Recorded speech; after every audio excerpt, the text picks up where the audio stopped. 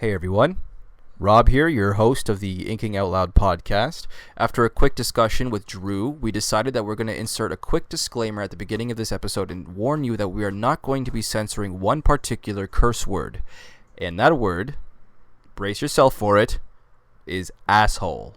And you will see why we chose not to censor that particular curse word later in this episode. So thank you everybody, and please enjoy.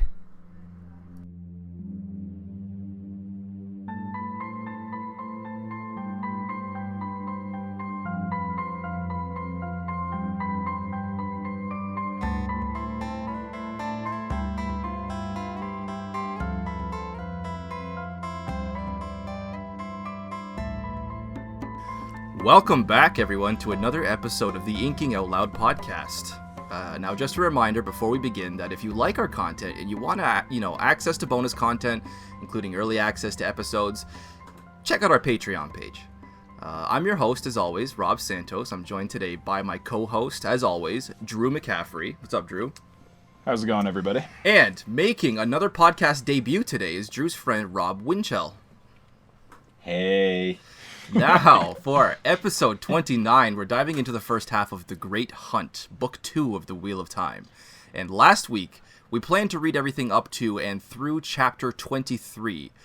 So now I'm going to pass this off to Drew for a brief recap of what we've read. Drew, my man, take it away, dude. Yeah, I like doing these recaps for the early Wheel of Time books because they're way more straightforward than the future ones. In The Great Hunt, we basically start off right where we left off in Faldara at the end of Eye of the World. Rand knows he can channel now. He's just chilling out, trying to decide how he's going to handle that. Meanwhile, the Amerlin Seat herself, the leader of the Aes Sedai, rolls up into town with a bunch of other Aes Sedai and warders and everything. And Rand is trying to escape, but can't, and gets summoned, meets her, is told that he is the Dragon Reborn. Meanwhile, the Horn of Valir and the Shadow Logoth Dagger have been stolen by Padan Fain and a bunch of Dark Friends and Shadowspawn, and they flee. So a group with Rand, Mat, and Perrin, as well as Lord Ingtar and Loyal and a bunch of Shienaran soldiers, chases after them. And Egwene and Nynaeve then get sent off to Tar Valon to go get trained, where Nynaeve arrives and is immediately subjected to the testing to become an accepted, which she passes. And that's about where we're at. I guess on the Horn of Valir hunt, Rand, Loyal, and Hurin also inadvertently use a portal stone. They go through one of the mirror worlds, get ahead of the group, come back to the real world, and ambush Fain and recover the horn and the dagger. So that's pretty much essentially where we're at. Yeah, sweet. All right, so, Rob. So we have two Robs today. We're going to have to figure out how we're going to. Clearly, whenever I'm addressing a Rob or other Rob is addressing a Rob, we know what we're going to be doing. But when you, Drew, are addressing a Rob, you might have to add like a caveat there, the Canadian Rob or something. I'm okay with, if you want to go with sexy Rob, I'm fine with that too. Shots fired. Handsome Rob. Opening big. I like it on the Inking Out Loud podcast. You can even go with Ed Sheeran. That's fine. I can see that. I can actually absolutely see that too. That's not actually completely retract that one. Let's not do that one. Well, no, if necessary, I'll just call you Zach. It's too late now, man. You gave me the ammo. So, let's start discussing The Great Hunt. Now, this is a book for me that I didn't know existed for the longest time. When I was a teenager, I thought The Eye of the World was the only book. I wasn't really a big I wasn't into large series at that point. Like I had said previously, I was like 11 years old. But I found The Great Hunt one day in my school library. The Great Hunt of all books. There was no other Wheel of Time books anywhere else in that school library. But I found The Great Hunt, and I picked it up and I read it. And I saw the name Randall Thor on the back, and I was like, oh my god, there's more? So yeah. I just consumed this book as a young man. And going through it this time, I found myself, I think I was finished my reread like on Tuesday. And I still had Wednesday, Thursday, and Friday where I had to try and stop myself from reading on further and further in the book because I'm just so invested at this point. How about you guys? Did you find that difficult at all? I found it, fun fact, this was actually the first one that I did the audiobook for because after the first book I was so convinced I was pronouncing everything wrong in my head. Sure, I sure. needed it. I needed it so that I was sure I was pronouncing things correctly, and I actually nailed naive in my head. That one was good. Oh. But do we everything, take Michael Kramer's pronunciation as just kind of canon for these things? Do we know if he was actually in close collaboration with Robert Jordan at the time? Because there are a few names So the audiobook pronunciations change over the course of the series, Well, yeah, and they do really- get some they were things recorded wrong, over a but 20-year period. mostly they get it right. Yeah. I'll say that. So I didn't know that because I just did this one, and I think the Sanderson ones on audiobook. Those are the only ones I've ever heard on audiobook. Yeah, I ever, know. so. I know there are like some names like Mogedian is also like they call her Mogadine. At That's how I points, started and, like, with her at first. Mogedian, Yeah. I did too, and yeah. then like and sounds Semiraj so much is better. also called Semirog with Semirog. like a Yeah. yeah. So like they change. I was saying like occasionally, but- Semiraj for a while. Yeah, I don't know why Semiraj, that- that's I don't how know why it's that pronounced, was. yeah. Really, I prefer Semirog. It sounds like a I don't know, like There's a an E on demon the or end. something like that. Yeah, I know there's an E on the end. But I mean, yeah. this is fantasy, right? But anyway, yeah. yeah, I don't know. Like I absolutely devoured The Great Hunt when I first got it. I was. I mean, it was the first book that I read in the Wheel of Time where I was like, fully invested. When I first read Eye of the World, as I said earlier, it took me a little while to get into it. I was like in my Star Wars phase and was resistant to reading anything else. And then when I finished it, I was like, holy crap, this is amazing. And as soon as I got my hands on The Great Hunt, I went through it in like 2 days. So Yeah, I agree. Like the first one, my first read through on these books was only like 4 or 5 years ago maybe, and I since then I've done like 2 rereads, and it's been amazing. The first one, the first time through, it took me like 2-3 false starts to get through. No and kidding. then I finished. Yeah, and then but this one was easy. I was in and out of this book in like, I don't know, 3 days max. Yeah. Because it was so good. And like, I don't know, maybe it's because hindsight's always 20/20. It was like there wasn't a lot of like the relationship stuff that may or may not be frustrating to some people, things like that. It was Sure. just straightforward. I love the plot of it. I love how it starts with like Rand getting, awesome fatherly advice. yes. Yeah. I have so much to discuss with that. Oh scene. yeah, we'll be talking about that. Yeah, just stuff like that. I love the Portal Stone scenes. I love Rand first meets Forsaken, things like that. Yep. That's all great. I love all those. There's so many scenes that just stuck with me throughout all the rereads, and they just come from here. Good. This is The something I boy- should have made sure to yeah. ask before we started. Rob, you've read the entire thing. Yes, I absolutely. have. Yes. Good. I have Okay. read the entire Can't thing, believe yes. I didn't even think to ask that until just now. But no, so like kind of on the subject of things that stick with you and the reasons behind them. We talked a little bit in our Eye of the World episodes about how Robert Jordan writes and his writing style, and I think we should kind of carry that over into The Great Hunt. And Oh yeah. and there are a few things that really stand out in this book even more than in the Eye of the World, because in Eye of the World we talked more about like his descriptions, his flowery painting a scene, that kind of a thing. In The Great Hunt, there are different things that stand out to me. One of them is that he has a real penchant for ceremony. Oh, Ceremony is Indeed. very important in the first half. how could of that this just be like a book. We have- Cheyenne thing? Well, but it goes beyond the Shienarans. There's Nynaeve's testing. There's Rand meeting Amerlin. Fair. There are these scenes that have weight added to them by ceremony that we don't really understand. And even Rand doesn't understand it. And that's like, again, it's one of the things that Robert Jordan does so well is he's able to show you things that like he doesn't explain them beforehand, but you come out the other side understanding them nonetheless. Like it's and these ceremonies are one of those things. And it's something I really appreciate in this book. Yeah, I don't necessarily.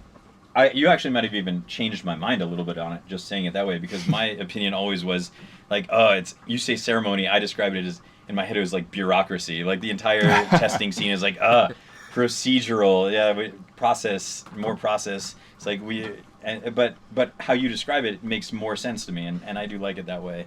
Actually, he describes the ceremony so well to the point where I just feel like I get it. I get why they do it. Yeah. I can still be much like bureaucracy. I can be frustrated by it, but still understand its purpose and respect it for that. I feel like I'm kind of falling somewhere in between you two, because when I was a young man and I read this for the first time as a young teenager, I was kind of in awe of all of this. Like, I was like, this sounds so cool. Oh my god.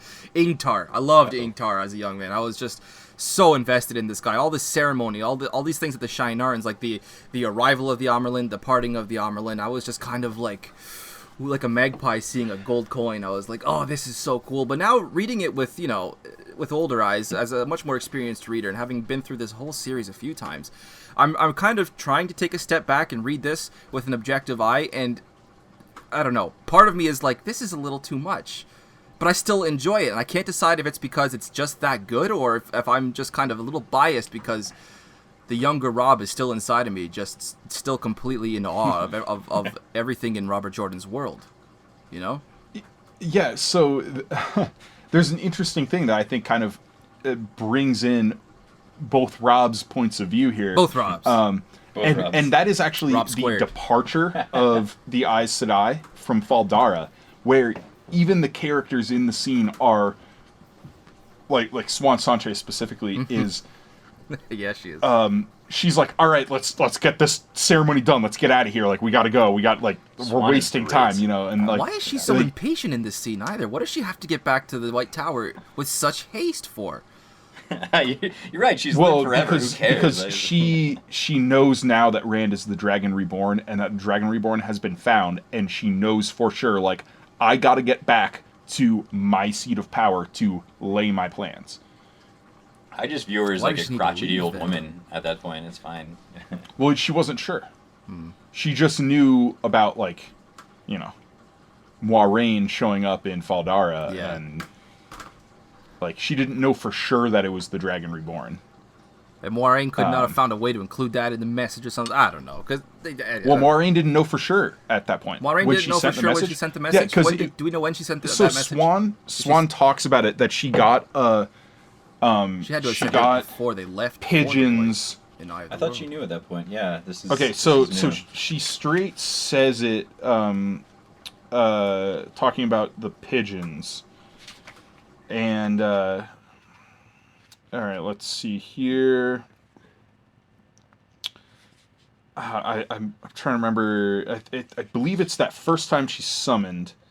Chris. And she's upset with Moiraine, and she's like, you sent me one pigeon from Baerlon and then another one from Camelin just saying, by the way, I'm not coming to Tar Valon. Yeah, okay. So she says, since you left the tower, I've had only 2 messages from you. 2. I feel as if I'm trying to sail the fingers of the dragon in the dark. 1 message to say you were entering the 2 rivers, going to this village, this Emond's Field. Then word from Camelin to say you were coming to Shienar, to Faldara, not Tar Valon. So that is what sent her to Faldara. Oh yeah, okay. So, like, that message said nothing about, like, I don't know. Oh, I have the Dragon Reborn. Feels like I know it would have is. been. They had a cipher in the Dragon Reborn out though. I think later the shepherd holds the sword, that kind of thing. Like, why couldn't they have agreed something like that beforehand? I don't know. It just seems like because she didn't know which one of the 3 it was. Oh, point. Good point, actually. So, yeah. So discussing Robert Jordan's style here, I do have a few points about his style and how it changes a little more in this one as opposed to the Eye of the World. Sorry, were you finished your point entirely though? I don't want to kind of cut you off. Mm-hmm. Okay, cool. One thing I want to discuss is something I'm starting to notice a little more here, and this is Jordan's habit of invoking hyperbole.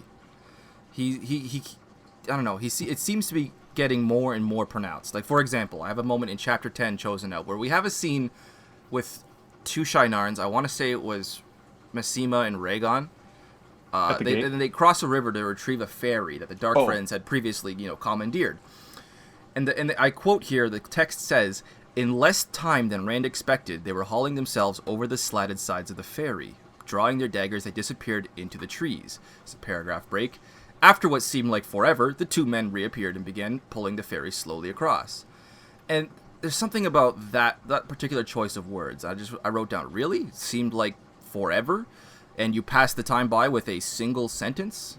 I don't know. It kind of read pretty abruptly for what ostensibly felt like a long time. And I feel like this is just kind of indicative of how we're going forward with Robert Jordan's, like I said, his knack for, or his penchant, his proclivity, I should say, for reaching for the top shelf and just going straight for that hyperbolic statement. What about you? See, I saw, like, at least that particular sentence as it wasn't really that long that they were in the trees, but to Rand, who was scared and not sure what's going on, to him it felt like they were gone a long time, even though it may have only been But moments. I just feel like Jordan could have expanded upon that, kind of given us a little more insight into Rand's thought process as he was kind of feeling like this was forever. Because just to say, after what felt like forever, it just kind of felt like being brushed aside, like swept under the rug for me. I don't know. It seems perfect to me, actually, because Rand is late teens, early 20s. That's exactly what I would think. It seems like forever. It just takes even forever. if it just takes like even if you have nothing but the time for that thought, it's like it's taking forever.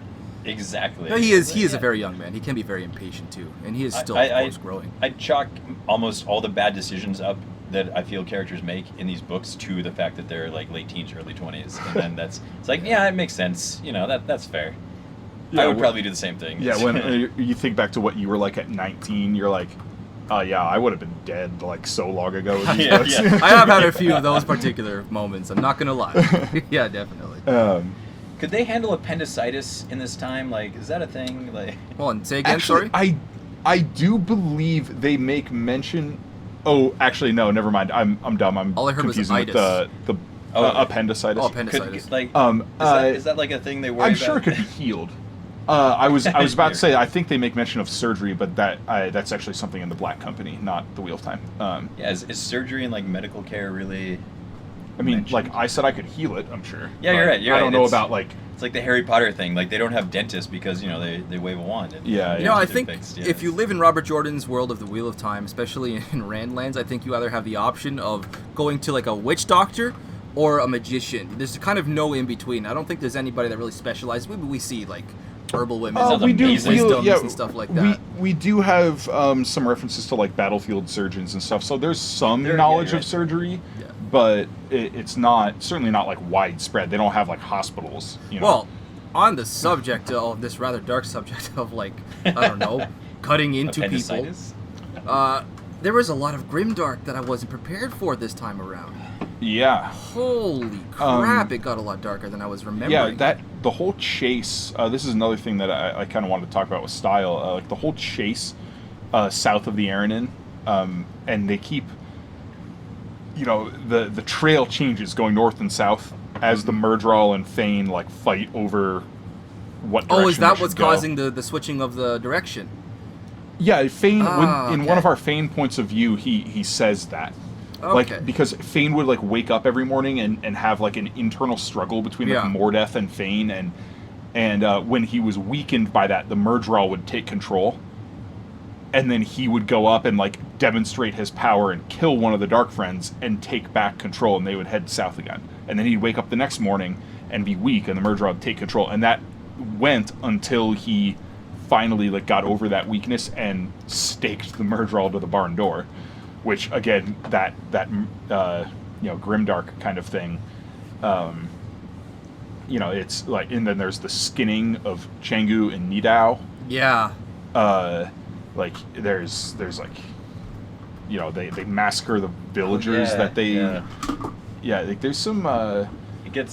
There's some dark stuff. The saddest for me was like the Tom Merlin, like when Rand runs into Tom again, and it's like they kill his. I mean, so we haven't covered that yet in where we are in the book. Sorry. But yeah, like there's like, I mean, there's some like pretty vicious violence in this, yeah, like pretty brutal for the Wheel of Time. Yeah. Not to say that it doesn't get brutal at later points in the series, but like it's setting the tone. He's setting it up for Because there's nothing like this really in The Eye of the World, for instance. I feel like it was a good spot because I remember reading through Eye of the World and thinking like, this is basically Lord of the Rings to me. Well, I mean, and that's probably why it took so long. And then this one just really separated to me, and that's why it went so fast. I mean, we started to catch glimpses of it in The Eye of the World when we had like the whole chase with the wolves between Elias and Egwene. That and was Perrin. the darkest part of Eye of the World, for Yeah. sure. Yeah, I don't. But Yeah, and that it still on a doesn't scale quite- of 10, that comes at like a 5. Yeah. in Yeah. darkness to me. Right, Like, that's what I mean. Like, we started to get glimpses of it, but this is where Yeah. where Jordan decides to say, "Hey, look, this No. is the real deal." Like, yeah. take the descriptions for example, as you just mentioned, Drew. The skinned corpses of Chengu and Nedao. The description was more detailed than I remember. We have descriptions Yeah. like crimson scarecrows, their faces twisted in a rictus of pain. And then that one totally unnecessary comment. They had lived a long time after it began. I forgot how dark the Wheel of Time actually did go. Mm-hmm. They went full Pat on Fane because that guy's dark. Oh yeah, Oh, he's yeah. absolutely. But kind of on a flip side of this is like with how grimdark we got in some of these early chapters. Robert Jordan also took an opportunity to work in like more poetic style into it. There are more like songs and poems, and then the prophecies, there are. of course, the dark prophecy. Love the prophecies. He has a more lyrical kind of bent to his writing in this book, and I think the highlight moment of this more like poetic lyrical prose is actually when Rand is encountering the Choedan Call for the first time.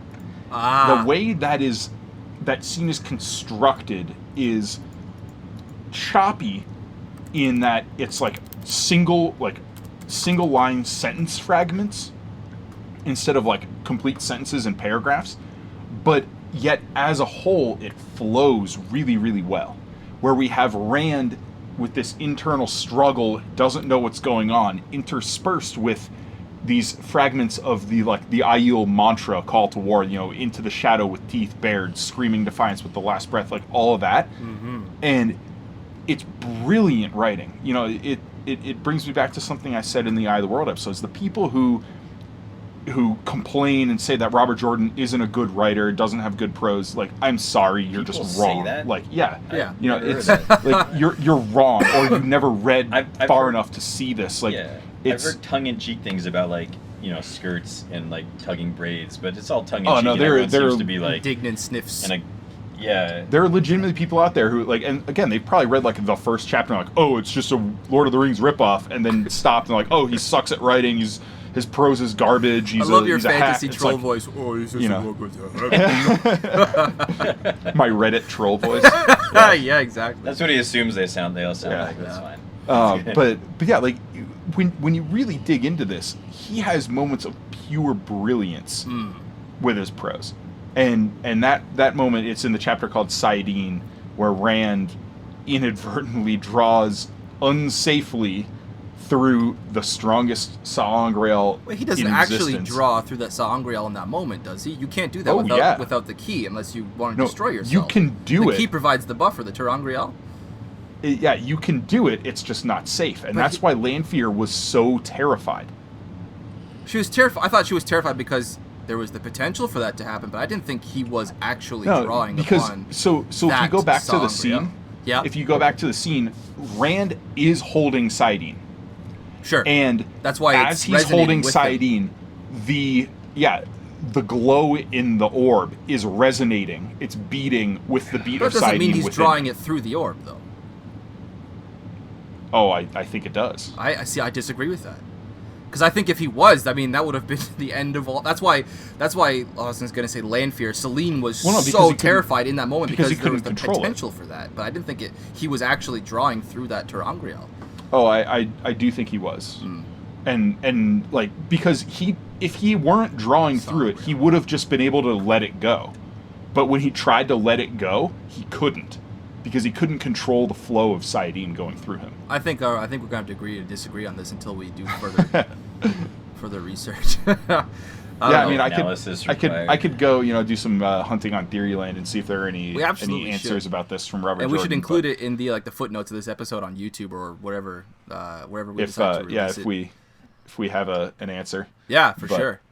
But anyway, like that was kind of my my last style point. Really, It's such a good scene though. Like, It I is. love Oh, that scene. yeah. And where he's shooting at the Oh, yeah, the Grolm. dogs chasing. Yeah.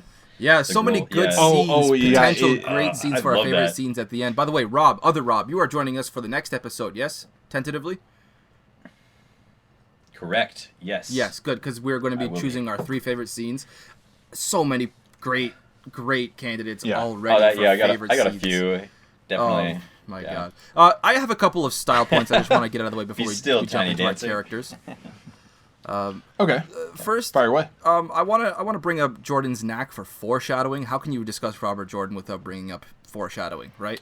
And I just wanted to, I don't know, I wanted to show how it continues to dominate this experience as a reread in particular. You know, not only does he offer us very subtle hints with the specific and often seemingly benign actions and comments of his characters, but even in his exposition, we're starting to find little nuggets, tantalizing fragments of events that eventually do pan out in the future. And I have some examples here. Chapter 5, Swan and Moiraine's discussion about the dangers of their, hidden agenda. Swan at one point blatantly says, "No one can rally around a woman who must scrub floors and pots all day. Pity her, yes, but not rally around her." Right. Right? Yep. Chapter 9, Bail Domon's point of view, at easing the badger in Ilion. Yep. Nida allowed no commotion in her place, and her nephew, Billy, was big enough to carry a man out with either hand. And of course, Jordan chooses to demonstrate exactly this in the next volume, The Dragon Reborn. We see him get to do exactly that.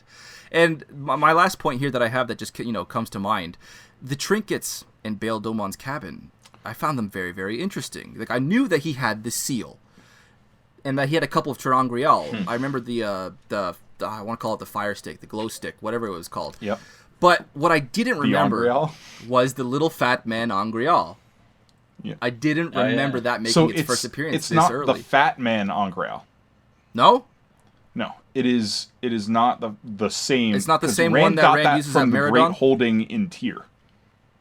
Rand got the Fat Man Angreal from the Great Holding in Tyr. Oh, that's right. I remember him going down But- into the hold, or saying that he went down into the hold and found it there, now that you mentioned It that. is an Angreal, though.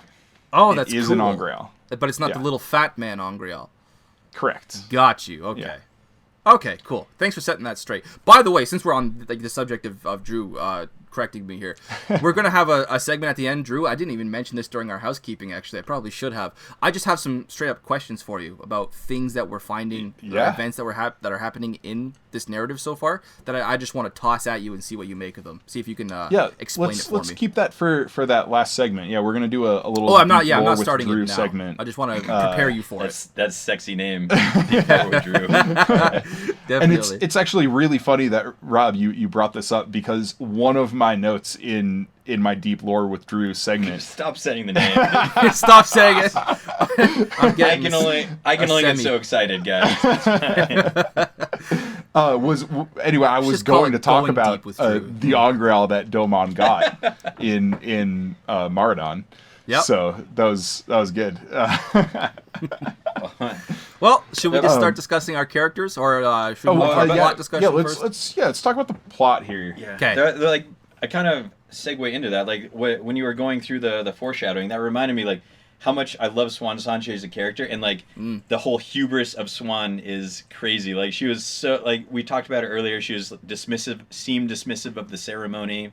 In this one, she's blatantly just like one line: no one can rally around a woman scrubbing, scrubbing floors, and it's just like, in hindsight, like, God, she was way too cocky. And you know, it came back. It was absolutely, the hubris of Swan Sanche is astounding, and I didn't even think about it until 100%. brought it back, and I love that. See, I'm still a huge fan. I'm still just like kind of in awe of this woman who is Swan Sanche. I'm just like, God damn, they found the right woman. Someone who is arguably the most powerful woman on the planet, besides the Empress of the Shan, Empress of who we Shan, haven't met at this point. That's how you get hubris. Like, Yeah, literally, exactly. people are worshiping it. And it's like, she was too cocky. I don't know. She doesn't. Maybe I just wasn't picking up on it. But to me, she just. I love all of her little phrases, all of her little idioms about fishing, and how she always finds a way to work all of these little phrases that she had been taught as a, as a tyrant fisherwoman. You know, just how she manages to work them into her philosophy in her practice, great. in her procedure. Absolutely. I love it. Yeah, like I'm not going to say she wasn't suited for the job because she absolutely was, but it's also undeniable that her like I'm not necessarily going to say pride, but her overconfidence in their plan was ultimately her undoing. Yeah, I mean, yeah, exactly. She So- was too cocky. I don't know. She's Yeah, exactly. starting. Her arc is amazing. Like, Oh, yeah, for and, sure. Yeah. and I can't like hubris is the best word I can think for it. I and think it's I would agree. great. If I were to Mm-hmm. to look for one word to throw at it, hubris would be that word. Yeah, I would agree with that. I really only have one plot Yeah, that's discussion I want to discuss, and I just want to imagine what it would have been like if, or at least imagine what would have ensued if Moiraine had actually caught Liandrin in the act of attacking Rand al'Thor in the dungeons beneath Faldara. Could you imagine how that Oh, would have yeah. turned out differently if Moiraine stumbles upon the scene, she sees an Aes Sedai who she doesn't know is actually of the Block Aja, and she just, did I say block? Actually using the Block. power as a weapon. Yes, Yeah, and actually super using the power awkward, as a weapon. The Seinfeld music. Oh plays. my god, and It's gonna especially be with good. Moiraine's, Get a Kramer entrance. not stature, her status as an Aes Sedai Whoopsie. and her actual potential, like she would have just mopped the floor with Liandrin there, and I just Oh, yeah. I'm just thinking of how that scene would have turned out, and it just, in my mind, it goes so well. Rand, you stubborn son of a bitch, why couldn't you just opened your mouth and told her what was happening? So speaking of like plot things and Liandrin, Yeah. I have kind of a personal anecdote and also a question for you guys. Okay. So the first time when I read this book, we get that first Liandrin point of view where she visits Lady Amalisa and her her noble women. I've reread this book. I mean, I could show you, Rob, right now, like my copy of The Great Hunt, literally broken in half, like held together with duct tape, missing the front and back I have the covers. same. Like I've read this book dozens of times. Oh, I believe it. And each time I go back to that scene with Liandrin, baffled, because the first time I read this book, I came out of that scene knowing Liandrin was Black Aja. Really? But when I go back and reread it, I'm like, how did I pick this up? Every time I go back through and I read it closer and closer, more and more closely, and I'm like, what tipped me off? I think I figured it out. I think while you were explaining it there, I think I figured it out, and I kind of have the same thing. I had I don't want to say a Black Aja. I said block again. What the fuck is wrong with me? A Black Aja vibe from Liandrin. I didn't get specifically that, but I knew she was bad news, and I think it was because she was acting so opposite Moiraine. Like, she was not involving Moiraine at all. She was clearly doing something against Moiraine's plans. She had something to hide, and I think it was just her entire demeanor that kind of suggested that. But I didn't come out of it, for example, knowing that she was Black. Damn it! I did it again! Black Aja. I can't stop saying Black Aja. What the fuck? They really like Legos. I know. I didn't come out of it knowing that she was Black Aja, but I came out of it knowing that she was definitely acting counter to Moiraine, and she had something to hide, and she was suspicious AF. Yeah, and it goes beyond this for me too, because without going into details, there's more with Liandrin in the second half of this book.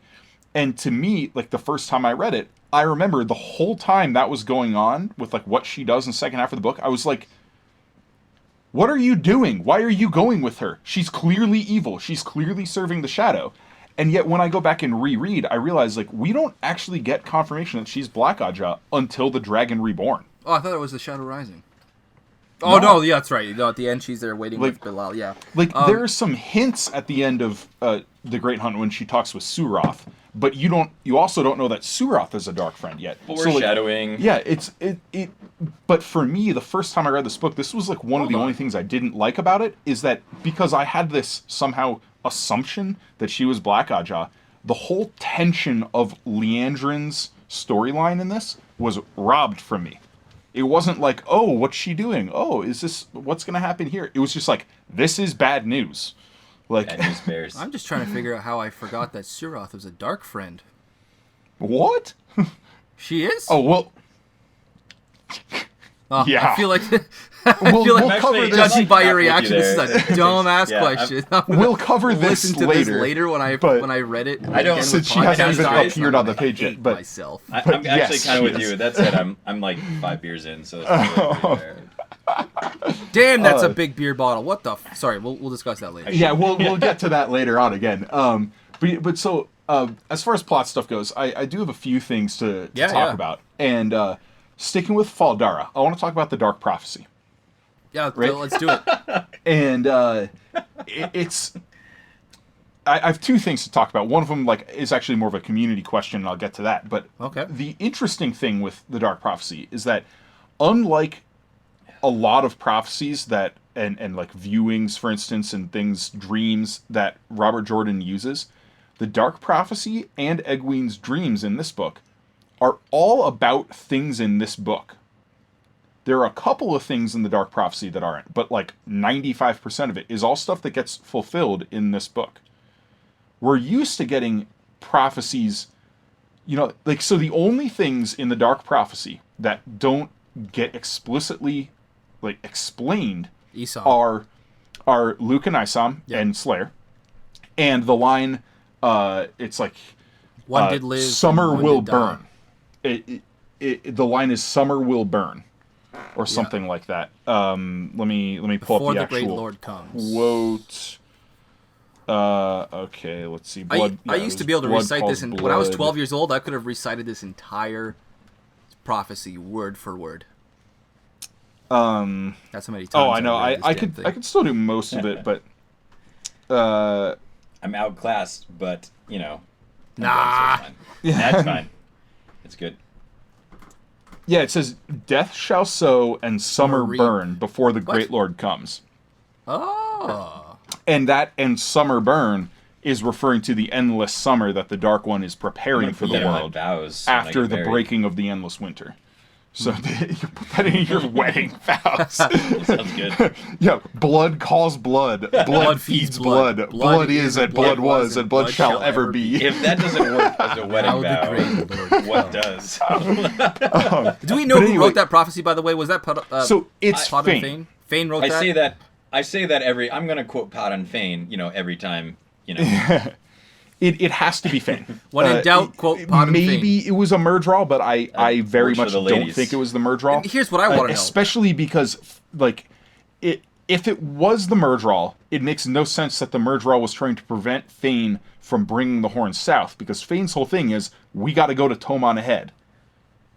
And Tomon Ahead is specifically mentioned in the prophecy. Oh, it's west, actually, from there, now that I think on it. Yeah. Geographically speaking. I mean, it's southwest, but Is it? Oh. Fane knew from somehow, and this is my question. This is my other point here, because I don't have an answer to this. How was this dark prophecy made?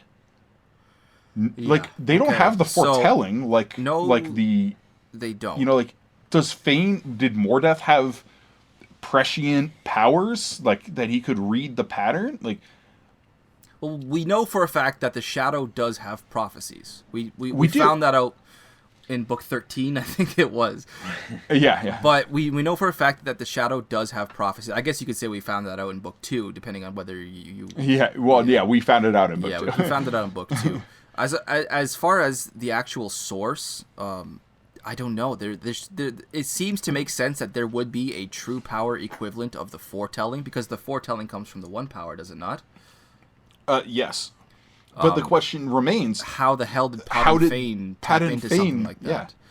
I don't know. and He's it just couldn't kind of have been. He's a heyday of he's amorphous. pick one yeah. power, pick one ability. He is so in between the worlds of Mordeth and the Dark One and the Wheel of Time itself. I don't know. Yeah. I think it's just Jordan wanting to show off the fact that he is just so good. I love pretty Pat much on chalk Fane. it up to that. He is great.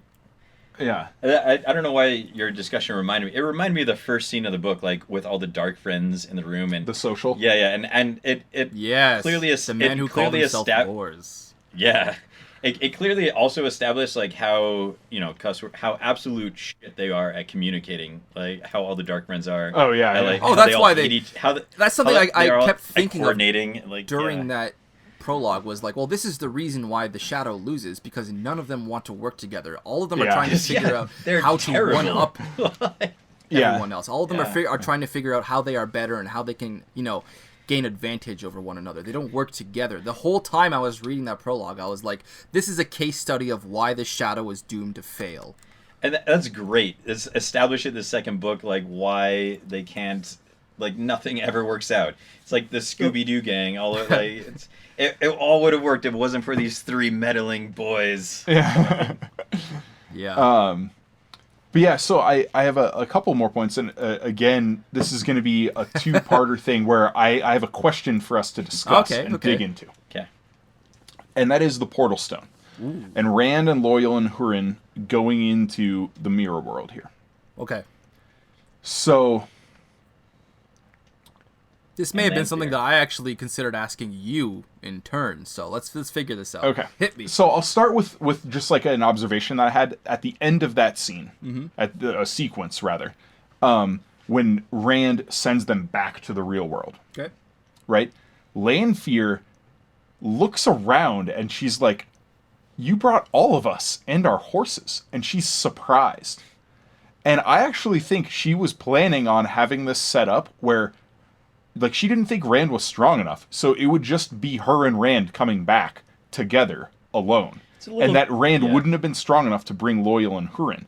So she would have had him completely to herself. Interesting.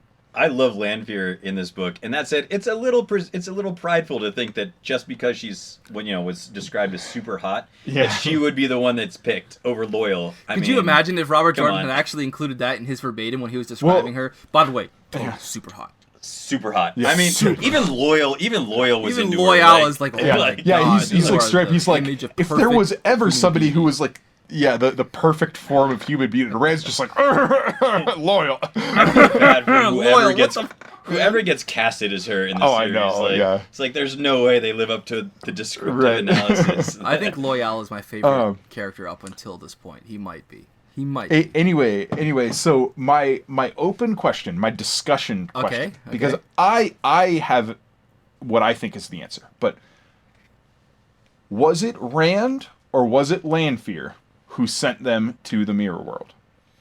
Who sent them, not who brought them back to the real world. Correct. But who sent them there in the first place? Correct. I think it was Rand. No, it can't have been Rand. I'm going to argue that it cannot have been Rand. Just simply based on the... he went to sleep, and Saidin was like kind of filling him with that last line there, right? His dreams were troubled with the Song of Saidin. But knowing what I know about the Portal Stones and how they have to be used, and knowing that you have to vision a particular symbol inside your head as you are channeling the power to transport yourself, I don't think Rand in his addled sleep state with Saidin singing to him would have been able, in that unconscious state, to picture that symbol and actually transport them there. He could grab Saidin, I would accept, while he's sleeping, but he can't actually have the presence of mind to choose where to go. So I think, based on that specifically, it had to be Selene. Rob, what do you think? I like Selene because, one, everything seemed to just, like, one, Selene just seemed annoyed most of the time, so clearly it was all like a plan that she just wanted to go. Oh, and she was following them. I just realized that. Yeah. Sorry, I forgot all these clues that she was following them beforehand. So it had to be Selene Lanfear.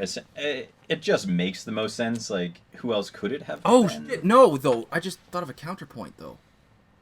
Bring it.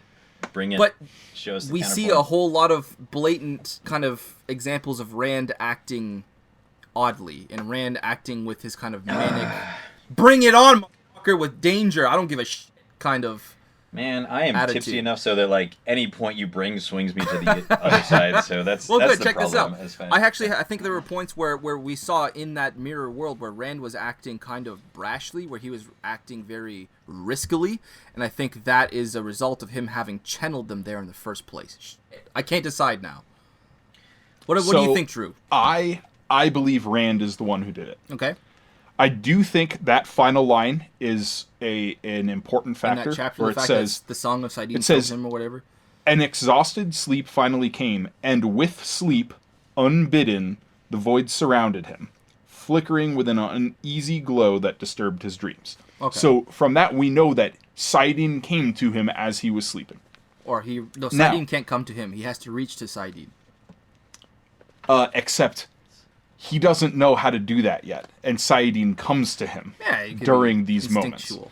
And this is my counterpoint to it was instinctual here. And that actually he does things through the first, especially 4 books, without knowing what or how he did them. Isn't that part of the mechanic of the portal stones that you have to picture the exact symbol that you want to get to where you want to go?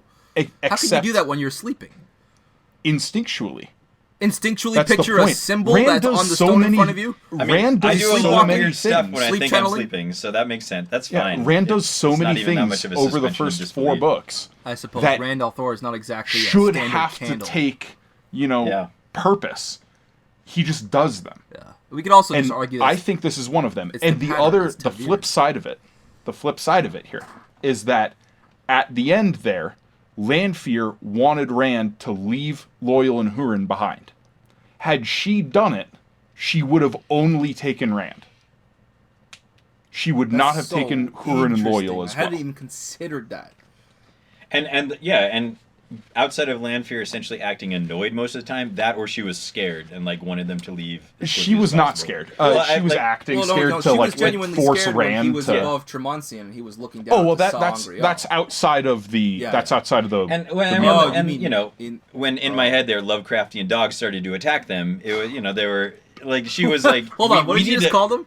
I call them Lovecraftian dogs because in my head I picture them exactly like the hounds in H.P. Lovecraft. Right, and right, it's okay. great. Okay. But it was but when they're attacking, she's super amazed that he shoots them in what is probably my favorite scene The that I most can think of in this impossible drunk. fucking shots of all time. Yeah, exactly. But she's like, Hawkeye and then times 10. but then you start hearing more of them, and there's more gonna come, and she's actually afraid. She's like, let's get the F out of I here, got guys. the sense that So she was I- acting then, because she could just slaughter Yeah, all of them. she What's was up, Pat? acting. Extra special guest star coming in Yes, a cameo from for Patrick just a McCaffrey. moment to lend something to this conversation that no one else has mentioned Yes. yet. There you go. If it was Rand, you're going to have to convince me that the weave to activate the portal stone is pure spirit because you can't channel anything other than spirit in your sleep. Yeah, that's fine. I don't... that's a hard sell. That's a fine. hard sell. There's Almost nothing no to weaves. indicate that that's not. I mean, Almost because, except the fact that almost no weaves take only spirit. Yeah, running into this, I said it had to be Lanfear. except we're just Dragon Reborn. Whatever's required. It's fine. No, that does not preclude Rand, because this is a spiritual transmigration, essentially moving you from the real world to a parallel or perpendicular world. This is not like a physical thing. It's like a metaphysical thing. So of That's course true. it would be The spirit. stones are divided between whether you're going to a different world or just not simply really. a different It's dimension. not a purely metaphysical thing. Their bodies go. Did I say I metaphysical? said it's not a purely physical thing. Yeah. It is a metaphysical thing. I get I there's mean, it metaphysical, brings but their bodies, also, yes, but also that's physical. metaphysical. But you have the choice. Now- You have the top half of the stone and the Now bottom we're half arguing of the stone. definition. We're just arguing definition. I really That's- wish I had. I really wish I had Matt Hatch here on the podcast. This is going going to be such a great discussion for the his second wheelhouse. half, All right, mic drop. I'm out. All right, thanks, Pat. My man dropping in. Bomb of knowledge. But again, I go back to Lanfear's. So what you were saying with like Lanfear being afraid, I don't think she was afraid, because she could have just wrecked all those Grom like that. You know, she was acting afraid so that Rand would go to the portal stone. She wanted him to go. She wanted him to channel. She repeatedly throughout this tries to force Rand into positions where he has to channel. So You're right. That's fair. And you know what? I was just hypnotized by her hotness in my head, so I couldn't. I didn't even pick up on that. That Yeah. was my own fault. I'm but still yeah, not as hypnotized by her hotness as I am by Moiraine's. I don't know why. see, I'm not hypnotized They by either literally of them. just said like What? Lanfear's whatever the hottest person you can Moiraine imagine is not like That's your it. biggest teenage fantasy crush of all time. No. Well, I mean, I Elaine picture and her as Kate- Avienda were way I more. pretty much pictured her as like Kate Beckinsale, Uh, which was pretty much up there for me. And that. Oh yeah, Kate Beckinsale. It You can't worked. argue with that. it counts. I'll admit I I love to see did it. have a pretty big crush on Rosamund Pike after Yeah. I saw her Oh, in Die I- Another Day. So I I'm have no can't- psyched issues about with that casting at all. Yeah. That She sounds was in amazing. Doom. Oh my god! I was like 14-year-old me watching that movie. I was like, oh, I had no idea. Honestly, Gone Girl. Even when she, spoilers, Goes, murder Neil Patrick Harris. I was like, yeah, it's still fine. It's all right. Like, It's like, all right, whatever you want to do, you're Yeah. gorgeous. Whatever you're into. But yeah, I think, to our listeners, I want you to chime in on our Facebook group. Let us know what you think. Was it Rand or was it Lanfear who sent them? Lanfear. It was Lanfear. who is the It had to be hottest, Lanfear. Moraine or Lanfear? All right, yeah. If you feel the urge to add It in could whether you not think have Lanfear been or Moraine Rand. is hotter. It physically could not have been. It can't have been. With the mechanics of the portal stones and how you're supposed to function, or how they're supposed to function. Why not? Like, just Because you have to disagree. picture this symbol in your brain. You have to see it, and you have to choose the top He's half of the literally- bottom And half. he may have done that. he's got somebody else In in his- his he brain may have anyway. dreamed it. Like, it's fine. He may have dreamed it. It's Wow. foreshadowing. He fell asleep right next to it. It I'm doesn't just using say what buzzwords now. he had in his Okay. in his I mind will as say he was falling asleep. it doesn't have to have been Lanfear, but it's very fucking likely Lanfear. Damn it. Okay, let's continue. We haven't even gotten into our character discussion yet. No, we haven't. I only have one more plot thing to talk about, and that is with the Choedan Call. Ooh, And this is just like a hypothetical, like you brought up with Moiraine fighting Lanfear in the dungeon. Yes. So Galdrian's actual plan with the statue, bring right, it to the was capital? to tow it to the capital and set it up outside the gates. What a horrific idea! Oh my to put God. an Did you- unstable Sa'angreal outside of one of the biggest cities in the world. Had he actually done that, Kyrian would have gotten wiped off the map at best. I love that just, decision. It's Goes great. to It's show perfect. the hubris of We're House using- Ryatt and Galdrian Word of the day: himself. hubris. Yeah. I mean, And he didn't everything know, about the obviously. nobility of the Kyrian and just I don't know. Yeah, they didn't know it was the most powerful Sa'angreal ever created for a man to use, but still, you should know you don't mess with No, was artifacts from the was it Age one of the Legends. Is the most, yeah. most? Is the most, yeah. Yeah, you don't mess with artifacts from the Age of Legends and put them in a public place where hundreds of thousands of people have access to them. What if Well, I you're would think bored? that they just then, think it's a yeah, statue. fine. But They just yeah, think it's a so statue, right? That draws the eye. no, but that's what they know. It's from the Age of Legends. yeah. You guys- come Anything on. from You the guys Age of could have Legends an- is bad news. You guys need to have an entire show on the Age of Legends just itself. That'd be great. That would be fun. That would be fun. But okay, let's move on to characters now, Yes, let's and do let's that. start with Rand. Okay. Lan is the father I always wanted. Like, Lan is Rand's second surrogate father. yeah, I mean, yeah, at the beginning, I love the scenes at the beginning where he's training Yes. him, Oh giving my it God. advice, and be like, I have so much just, to discuss on that God, point, yeah. I love it. Yeah. The funny thing is though, Rand at the beginning of this book is such an asshole. I mean, I get it. Again, late teens, early 20s choices.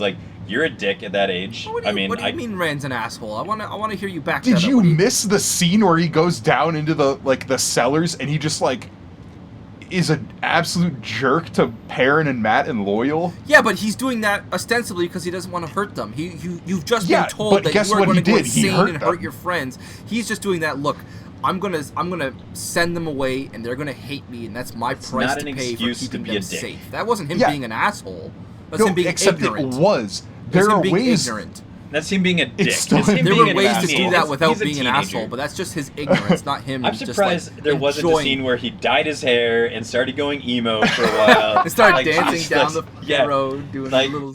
Oh He no, was- no! Get Spider-Man 3 out of my head. If you guys have not seen that YouTube thing, Zach Morris's trash, you could do a whole thing with Oh, the no. times Rand is just an unnecessary asshole. But Come on. Oh. I would argue he was obviously, an asshole Rand if is- he enjoyed doing that, but it killed I him to don't- do that. That No, makes him not an asshole. That makes him It was ignorant. coming from a genuine spot, Yeah. but he still approached it in a terrible way. I don't care of what he- course he what did. he- That doesn't make what- him an what- asshole, though. What he Yeah, he feels, does. what he No, it feels only doesn't, matters you to him. What he fucking feels asshole. only matters to him. What he does to the people that he says he cares about is the only thing that matters. and he treated them like dicks. I don't care what his inner monologue is telling him. He treated them like dicks. Like, yes, hey, exactly. Yeah, it doesn't matter what he feels. That is- like, He still hurt their that is feelings. Like dumbass, he was still ignorant a jerk to them. 19-year-old Rand who says they have to either love me or hate me. That's the only Like, way I'm to not- keep them safe. I'm not That's him saying being Rand is ignorant, a- not an asshole. Cue I'm My not Chemical saying he Romance was a playing in bad his head. person. Like, I'm not saying No, Rand is like you're some saying he's an terrible asshole. evil man. I'm just saying he was an asshole in these scenes. Oh, he was being an asshole, but he's And not it's an only- asshole. It's only Rand is kind of an in- asshole. That's fine. He is kind I of love an how asshole. many times you like- said the word asshole in this fucking episode. We're not going to censor asshole. Don't worry. No, Pat. we're not. Um, No, Pat's not going to censor asshole. He is an anal fisher. it's only That the one. scene when they're on the road, when they're like actually chasing, and Rand is like looking at the dragon banner, and Matt and Perrin find him, and he finally comes clean to them and says, "Listen, I can channel. I have to go away. I was trying to push you." That's him being what the kind of person he should have been in Faldara. Yeah, just Yeah. say that. That is a giant Which bowl of makes Maker's him Mark. ignorant, not an asshole. I'm beating this horse into the ground. We're just gonna have to Yeah, agree to but- disagree. I think Rand is just generally kind. It's fine for the character. I think he's kind of an asshole think- a lot. He's being an asshole, but it's coming from an ignorant place, not a... Yes. yeah, late Yeah. teens, early 20s. I'm not going to assholeness, argue that it's he's fine. being an asshole. I would argue Yeah. against him actually being an asshole. Hold on, I confused myself. Doesn't matter. Doesn't matter. You He know just what I'm trying to watched say. He just watched Fight Club like Yeah, too many exactly. times. It's fine. It's so good. He's fine. Anyway, so with sticking with like the boys, right, with Rand and Matt and Perrin, mostly Rand and Perrin, because we don't get any Matt points of view. I have a funny thing that I noticed through the first book and a half here. Okay. So there's an ongoing conceit throughout the Wheel of Time, An where ongoing Rand and Matt and conceit. Perrin constantly think of like, have to I look up that wish word. Rand was here. He could talk So to girls. I wish Rand were here because he could talk Yes, to he girls. could And talk Rand's to like, I girls. wish Perrin were here because he can talk to, like, you know. Yep. Throughout the first two books, neither Rand nor Perrin ever wishes Matt were there. Yep. Noticed that. They only And he wish can for actually the talk other. to girls. Like that's Well, and like the only time Rand wishes for Matt to be there in this book, he wishes for Perrin or Matt. He says Perrin because he always had a way with girls, and Matt because he could lie with a straight face. Yeah. as opposed to Like, as opposed to Rand, who's just As they grew up trying in to Emmonsfield, pretend to be an asshole. you know, Like, Yeah. I can see why Perrin would hope for would hope for Rand. I can see why Rand would hope for Perrin. But I at think the it's point where funny they left that they never Emmonsfield- hope for Matt. Yeah, Dude, like, Matt who- hadn't who really would- explored any of his, I don't know, charms. You think I- he didn't in the Two Rivers? at this No, stage, he who do you was think? just a Like, dumbass. I get it. Like Matt is a terrible wingman. Like honestly, if I had No, the he's a Astro shitty wing, wingman. yeah, No, yeah, wingman, absolutely not. Perrin. I Perrin would is definitely probably want the Perrin. best Perrin wingman, is I the would say. wingman. Yeah. When those guns will, they'll get the ladies. Like Those guns about the ladies, and when they're speaking kindly about you, And, Yeah. and when the time comes, his 15-year-old wife will go put and a Perrin leash is around so his neck modest. Yeah. That's it. I think I mentioned it to you before, but this is why I love this book because it's well before a lot of like Yeah, the yeah, frustrating yeah. relationships that we're developing specifically, man. like Fail and Perrin. Like Fail's great; they work together, but they're like that annoying. Fail. Hey, Sorry. It's sorry. like I just put that out there. Fail. it's like that friendship. Like your two friends they work together. You just don't want to hang out with them together. It's like Sure, you guys sure. are perfect. You guys are perfect together. I just don't want to like wait in a line together for Jamba Juice because you guys are fighting or making out, and it's like I have nowhere else to go. Like I don't want that. It's like they make sense together, and it's great. But yeah, Well, we'll get to that down yeah, the road. we'll get that's But edit that out. I want to move to Nynaeve. Oh, I want to hold talk on. I about haven't Nynaeve. discussed everything I want to discuss you about have- Rand. I haven't Oh, even you got have a more chance. about Rand. I thought All right, we established he is an asshole, and then we're All right. right. It's Now, despite All right, let's his do Rand. modest improvement of living standards, he gets to eat every day. He's wearing expensive clothing. He's, chasing an objective rather than fleeing from danger. We're still starting to see a lot more what I think is vulnerability in Rand. Where, for example, in The Eye of the World, we had a young, naive, ignorant shepherd who knows, or at least thinks he knows, exactly who he is defying. In The Great Hunt, we now have a young man who is beginning to doubt himself. You know, his lies to himself about the nature of his past, his tenuous link to his father, they're starting to make themselves impossible to ignore. He gets cornered by the Aes Sedai, and he's informed, finally, that he is quite literally the most dangerous man to ever walk the face of the earth. And he's destined to go insane and face the Dark One, regardless of the order of events. You know, that entire foundation upon which he had to stand in defiance of the Shadow is now threatened. And he's kind of quickly thrust into situation after situation where he's required to embrace his power. Yeah. And I'll save this kind of talking point for the next episode. I'll just tease it here. We're starting to see the first effects of his Taviran nature beginning to make themselves evident. Yes. And yeah, that's basically all I want to say about that, because we will have a lot more to discuss in part 2 about those exact points. That's fair. And my drunken self has a that's lot what of I wanted points to get about Taviran, Rand out of the way. So yeah. Yeah. We'll save the Taviran discussion for the second half of the Great Hunt. But can we move on to Nynaeve, because I do want to talk about Nynaeve. let's move on. Well, for me, I have Egwene and Nynaeve like tied together in my talking points, but go ahead. Let's start with Nynaeve. Yeah. So we don't get many points of view from Nynaeve in these early books. We got like 2 in Eye of the World, and then we've gotten 2, I think, so far in Great Hunt, and I just treasure them. It's so, like, as an adult now, like it's so great to have these moments in her perspective, because it would be easy otherwise to dislike Nynaeve. You know, if you didn't have, you know, if you didn't have her perspective on things. What? She's great. Yeah, it's like, you know, there's the point of view with her immediately after Rand's meeting with the Amyrlin. And Nynaeve has these concerns about what happened with Rand in that meeting, you know?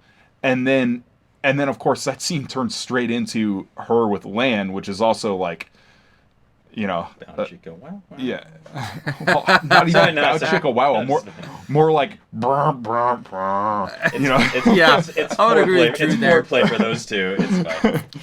But it's still like really touching, you know. That's my dream. Lan and Nynaeve are my dream couple. Yeah, they're so fantastic. They're so different, but work so well together. They work perfectly. And then we get Nynaeve on the road to Tarvalon and on the river, and like one of the best Nynaeve scenes when Swan Sanche herself comes in to teach them, and Nynaeve just like smashes her into the wall. Yeah. Nynaeve she's like, all right, Swan I'm done with you power. Messing with me. Swan overpowers Nynaeve with knowledge. Yeah, exactly. And but the cool thing about it is that in this scene, Nynaeve is always a step behind, right? Mm-hmm. Because she doesn't have the knowledge, but she learns it immediately in one try. Yeah, she has to see something once. As the series goes on, people like to talk about how like Egwene is the one who's like the learner, who's like rabid for knowledge. Nynaeve. Like, so much of she's solid at it, too. Like, yeah, she is, but so much of the knowledge that Egwene is given credit for didn't come from Egwene, for one thing. It came from Moghedien. Mm-hmm. And a lot of that, even, Nynaeve was the one who learned that from Moghedien and then showed to Egwene. And it's like, even just in moments later in this book, Nynaeve sees things for the first time and reacts immediately, whereas Egwene does not react, and she gets screwed over because she doesn't react. She doesn't learn like Nynaeve does. And Nynaeve's the one who stays free and you know, like, puts up a resistance. And like, it's Nynaeve really is like, were she given the opportunity, or were she to have the proclivity towards scholarship, she would make an awesome Brown. Yeah, for sure. But if she had that, I don't think I would like her as much either. So. The only thing I want to say about Nynaeve is I want to draw to the point that Moiraine said to Swan that Nynaeve is a bonfire compared to the candles that are Elaine and Egwene. And that just strikes me as so quaint. That is seeing good symbolism. I love that. Yeah. where this goes, because I mean I'm totally on board the Nynaeve train. Like, yes, I may be a little frustrated with her worldview. Yes, I may be a bit frustrated with her motivations, but goddamn, she is talented. She's a wilder. She's grown up. She's learned to control the one power with her own sort of kind of, I don't know, limitations. If Even the she was Aes that Sedai of powerful- the yeah, White sorry. Tower can recognize that Nynaeve Almira is a wild card. She could do anything. And I just like the fact that we got such a stark view of that in this book. We absolutely did. Yeah. Rob, what were you going to say? Oh, I almost forgot because I drank. Oh no, it's because she was if she was that powerful and also essentially a Gawain level or something like that, she'd be boring. Like it's not that interesting. I want some volatility with my power. That's why I'm okay with Rand being kind of a dick, because he's so powerful. He probably should be. Like, you get that much power, I think dickishness comes with it. Yeah, and I also think it's an interesting look at where Nynaeve is in relation to Egwene and Elaine in this book, where like Egwene is struggling, like she's thrilled that she can like make a little flame above her finger and like have a breeze come through that ruffles the tent and stuff like that. Nynaeve can full on like pick up the Amerlin and slam her into a wall. It's so adorable how great how excited she is about it. Yeah, and then, How terrified Egwene is during that moment. right? Yeah, it really puts into perspective how long Nynaeve's been channeling and working toward her potential. Because Egwene's just started. Like, she's only been channeling for a few weeks. And Nynaeve's been channeling for years, probably. And, Temper. yeah, it's, especially if we go back to the Ravens prologue, where we had Mistress Baron. the old, Yes. yeah, the old wisdom who is disappointed that Nynaeve didn't heal her charge in that scene. Egwene was 9 in that. That was 7 years ago. So if Mistress Baron knew that Nynaeve was channeling already, maybe she was just hoping she would start channeling. We don't know. But if she had, like, that's a long time to be channeling. She's been working toward her potential for a while. So Nynaeve, she's powerful. Like, already. She's probably stronger than most Aes Sedai. I agree, as yeah. an untrained wilder at the beginning of the Great Hunt. Can I say how much I just love her barrier, that like she has to be emotional to do it? Like, because I feel like it's like a Hulk thing. It's like, if she's channeling, like, you're fucked. Like, that's it. Like that's. Well, Nynaeve is one of the most strong female channelers in the entire series. I think she's only beaten, if I remember correctly, by Alviar. Not Alviar, sorry. Who's that Shan-Chan woman? Damn it. Olivia, thank you very much. Olivia, Lanfear. I think those are the only two who really kind of match her or exceed past her in the... I don't even think they exceed I believe Grandal is also stronger. Grandal's and close. Semirog is close. At least on the same level. There's the Seafolk girl. Oh no, what was her name? Talon? Oh, Talon. T-A-L-A-A-N. Yeah, she's... I don't think she's quite on Nynaeve's level, but no, I could be she wrong. is on Nynaeve's level, because when they're practicing in Winter's Heart, Talon like wrecks. Oh yeah, Nynaeve. Talon wrecks her, but I think that's an experience thing over... No, Talon's like thing. Talon's a rookie windfinder. Well, she's a rookie in some areas. She's an expert in others. Not in like shielding and... Yeah, maybe not in shielding. No, she's stronger. Can I just say that yeah. I would have loved it if they just like kept her barrier in place, but it was like every time she wanted to channel, it was like a water boy situation where like the Adam said, like, he has to like picture like something that makes her angry, Sure. in order to channel, like, and that would have been great. Yeah. I would have loved that. But that said, I did like the scene, the spoilers, barrier breaking scene sort of thing. So yeah. So Rob, you said you had Egwene kind of tied in. What did you want to say about her? As far as Egwene goes, I just wanted to say that she's starting to show how, and I don't know how I want to describe her. She's starting to show how proficient she is. She's starting to show how she really has a knack for winning people over. Egwene is starting to come into herself in this volume in much the same way that Rand is, although in entirely different ways. But the fact that she eventually becomes the future Amerlin is really starting to make itself evident in the narrative of this book. Like, it's starting to Foreshadowing. We're starting to see a lot of foreshadowing. We're starting to see a lot of hints that this is exactly where she's going. She's dedicated. She's definitely capable. She's strong. And more than anything, she is stubborn. Yes. Yeah, that's a good adjective. Yeah. Yeah, Absolutely. I actually think it's funny bringing up the foreshadowing point that Rob Winchell just did. There's a lot more foreshadowing. There's a lot more foreshadowing about Egwene becoming Amerlin in these.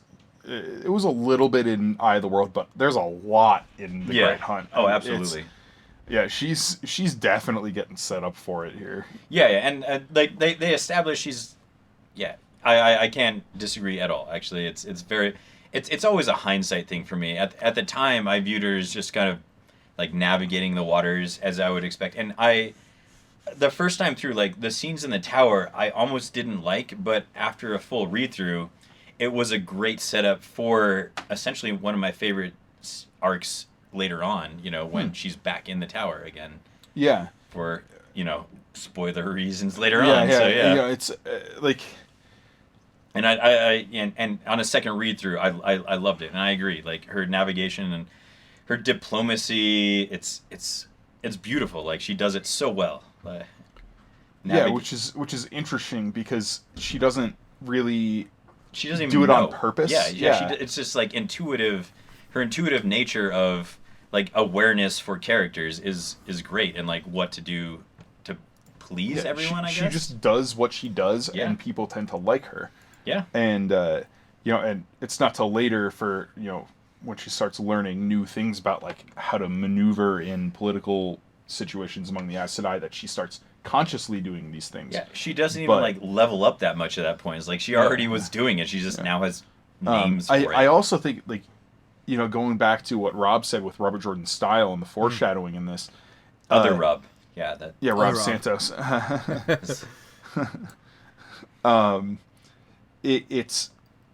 There is a lot of foreshadowing for Egwene to become the Amerlin in this, but it's done deftly enough that you can just sort of read over it and not be like, oh, she's totally going to become the Amerlin. Yeah. You have no idea. I didn't. Yeah. Well, at the time, you definitely have no idea. Hindsight. Yeah. Hindsight is great. Did he like? I don't know. You guys might know better. Did Robert Jordan like have an idea at the end that was at this point that she would essentially be the Amerlin? I think at this point he knew that Egwene was going to be the Amerlin in counterpoint to Rand al'Thor as the Dragon Reborn. Sorry, my throat is... Because I always go back and forth thinking like that Moraine was going to end up there at some point or something like that. Like, wow. I did think she like after she got wrecked on. No, so I always view the people. So, I'm sorry. I always view people as like the reluctant power. The people that don't want the power are the ones that should have it, sort of thing. So I always viewed Moraine is like ending up there at the end. That made sense to me, especially since Swan was her friend. It like she had so much rough experience with it anyway. But like I could see that, but no, everything I'm aware of. As far as like the notes go and what Robert Jordan wrote like in early drafts and things, he always planned for Egwene to become the Amerlin. Yeah, I think he planned it, and I think he showed it even as far as the Ravens prologue, in from the Two Rivers. Well, I mean, the Ravens prologue was written in. That's right. That was written out between like book 9 and book 10. Now that I think on it. By that point, obviously. She was already the Amerlin in the series like that. when now that was I think written. on that, yeah. But no, like she's foreshadowed to become the Amerlin in Eye of the World. Like Maureen makes a comment about like your strength, and if you're dedicated and strong enough, you could someday even become the Amerlin. Yeah. Like she says that. But I want to kind of segue a little bit here, keeping in the Aes Sedai vein. Sure. To Varen. Varen. Ooh. See, I couldn't decide if I wanted to actually write down points about Varen yet. But if you want to discuss Varen, let's do it, dude. So I don't want to like go into like super hardcore spoilers about Varen, but I think it may be a little unavoidable. Why not? I guess we're assuming With anybody any that's, discussion. listening to this has read the entire thing. Yes.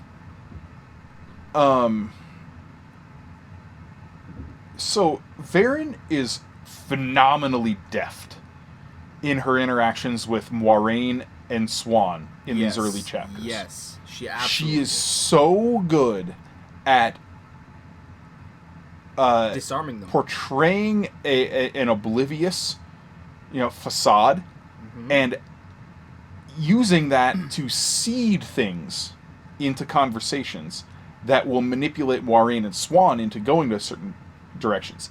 And only at a certain point does Varen say, all right, I'm taking the mask off. By the way, I know. Yes. Yes, I have a particular moment to discuss here. Go on, sorry. My question is then, she's so good at this. How or why does she slip up with Ingtar? She slips up with Ingtar. What do you mean? The first thing she says is an outright lie. Yes. I don't think that was Varen so much being an idiot or ignorant or making a mistake, so much as it was Robert Jordan saying, I'm going to show off and show that she is a dark friend, and you are not going to catch it. I think that was Robert Jordan as an author choosing to foreshadow this, even though it kind of goes against her character, because Varen is, as Brown Naja, she is absolutely kind of unaware of her surroundings. She's more focused on the scholarship, but she's not stupid enough to make that mistake, I don't think, to literally give herself away with the first sentence out of her mouth. I think that was just Robert Jordan saying, hey, check this out. So I agree. I do think Robert Jordan put that specifically there to be our big clue. Yep. But I still, I want an in-character reason. By the way, that might be the biggest hint that I have missed in all of epic fantasy for all time. Yeah, I think I'm there with you. I certainly, I had, the theory that I had with Varen, no, I'm not going to talk about this. We'll talk about this later on. Sure. I'll just say my theory was close, but completely missed the mark at the same time. Oh, okay. Interesting. But we'll get to that when we get to that. Okay. I can't believe we're still in our character discussions, technically, but I have Ingtar I want to discuss, and I have Moiraine and Lan, a couple points about them I want to discuss. Let's get Moiraine and Lan out of the way, I suppose. Yeah. We've already mentioned them earlier. I just want to say that I love Chapter 22, Watchers, with Moiraine and Lan. Yes. It's a little odd now that I realize they don't really get much page time in this one, but this chapter was a startlingly raw look at their chemistry without the filter of the benefit of, the Emon's fielders when they're present. We learn more about their history. We begin to see, the first signs of stress in their professional and lifelong relationship as Moiraine probes for weak spots in Lan's defenses. We see that Moiraine is continuing to expand her vision, and she recognizes the danger of her chosen path. And I thought it was a really cool scene, and I wanted to say that though it takes up such a short relative amount of page time in this volume, it provides everything we need to appreciate for where each of these two stand, both in their dedication to their cause and the beginnings of the wedge that the pattern is starting to drive between them. Yeah.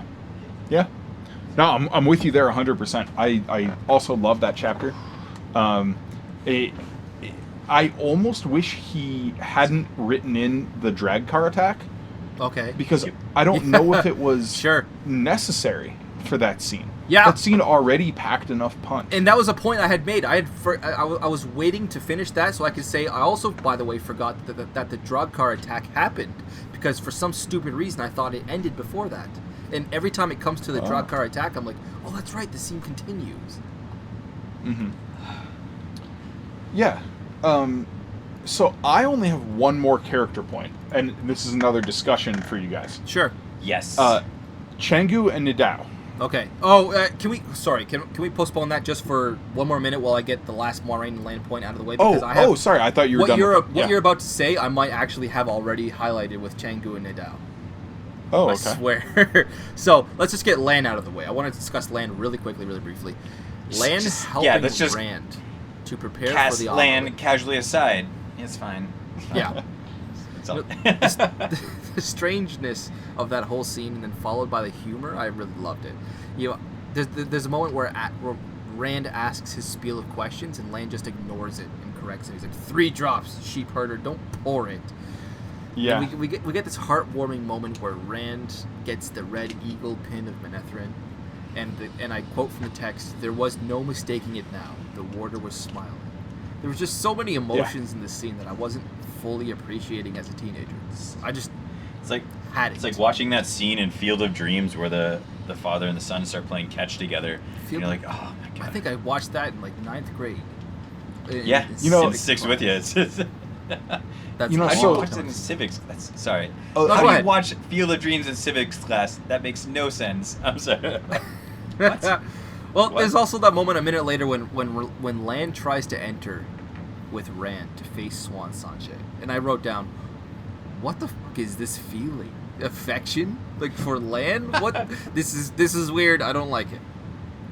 You don't like it. Why would you not like I affection do like for Lan? it, but Lan it, is awesome. no, sorry. I should say I do like it, but it feels weird for somebody of all people, Len Mandragora, and the guy who is like in my head as the ultimate kind of masculine ideal.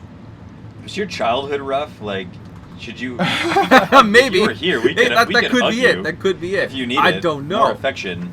Well, so it's actually really cool that you brought up this idea of like the masculine ideal there, Yeah. because one of the things that gets discussed the most about the Wheel of Time is gender dynamics Yes. and feminism, for good reason. You know, this is something that Robert Jordan specifically addressed approaching his world building, and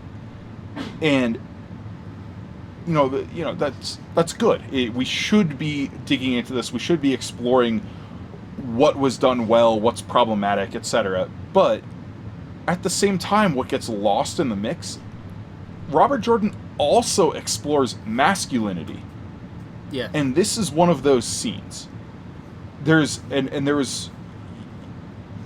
this formative moment for Rand, learning from Lan. You know, like Rand has like Tam as his, you know, like kind of father figure in his life, Who is Sure. great. Yeah. and he repeats this over and over. Tam Althor is my father. Tam Althor is my father. But we don't really get to see much of Rand and Tam be like, you know, son and father. we get none of in this book, like none at all. And in a lot of ways, Lan does become a stand-in father figure for Rand's previous stand-in father figure, because we know Tam isn't his father. Tam is his dad. Well, Depends on Tam is his this father. is an argument of semantics here at this point. Yeah. So it's in these scenes early in the Great Hunt that Lan and Rand having their conversations and their lessons, we get, I think, a glimpse into Robert Jordan himself and what Okay, he fair, saw fair. as masculine ideals and what he saw as being a man. This idea of whatever comes, face it on your feet. You know, Yeah. he's got this, like there's a stoic aspect to manlyhood for Robert Jordan. But these scenes also show that there's a vulnerability as well. I agree. That's You know- Agreed. that's an absolutely beautiful point. I love it. That is great, and it makes me think like who the other stand-in fathers are. Like Tom, Yeah. like Tom's a stand-in father Oh, at a certain point. Like yeah, like like are there other like I essentially want. I mean, you could even say like who else. You know, when you start Herod seeing Fell it, when you in start some sort of weird way, you know, in book 6, who just like he wants to sit down and learn from. It's in the like a excitement of in like a shitty father way, you know, the character he starts hallucinating at a certain point, like Oh, yeah. is probably a stand-in father figure. Like I don't know what level of spoilers are going into, but yeah, like that's, Yeah, it's- Well, we go into any but- spoilers as long as it has context, but yeah, but like so for this specifically with Lan, yeah, I think it gives us both a great insight into Robert Jordan the man and Robert Jordan, the writer. Interesting. Because this is him exploring, taking his chance to explore the dynamics of masculinity in a series that is mostly overwhelmed by, for lack of a better term, the battle of the sexes. You know, Yep. it's because this is a male writer, you know, so a lot of it is him putting down his views of like feminism and like the female condition, so to speak. And so there's not a whole lot of like a universal male like criticism, maybe is the best word I can think of. And this is one of the few points in the series that we get that. So it's another one of the reasons that I love that scene with Rand meeting the Emerald and the lead up to it. That is It absolutely was you're such right. a great That is scene. The way he that is absolutely interspersed great. like lines that Tam had said in his fever dreams, as the Amerlin was telling him facts about his life, and Moiraine was explaining the story of what Tam Althor had done. I mean, that whole scene just had so much weight to it. That it was listening to astound- it, it was an- even it was an listening to it astounding on scene. audiobook, there was not much else I could do with my hands just because it was just so heavy. Yeah, no, it was such a great scene, and I agree with Drew. Like in a series which, in my opinion, was essentially like flipping the script in a world in which is essentially like, what if it was a female dominated society? Like what happens, and like to masculinity at the end of the day, like it's similar, but we just didn't get a lot of as many views of it, and it was great, and I there's almost nothing I can disagree with, so I'm just gonna keep drinking this beer. Yeah. So before we continue, I just want to get my one quick point, well, 2 quick points about Ingtar out of the way before we move in, before to our deep lore with Drew. Yeah.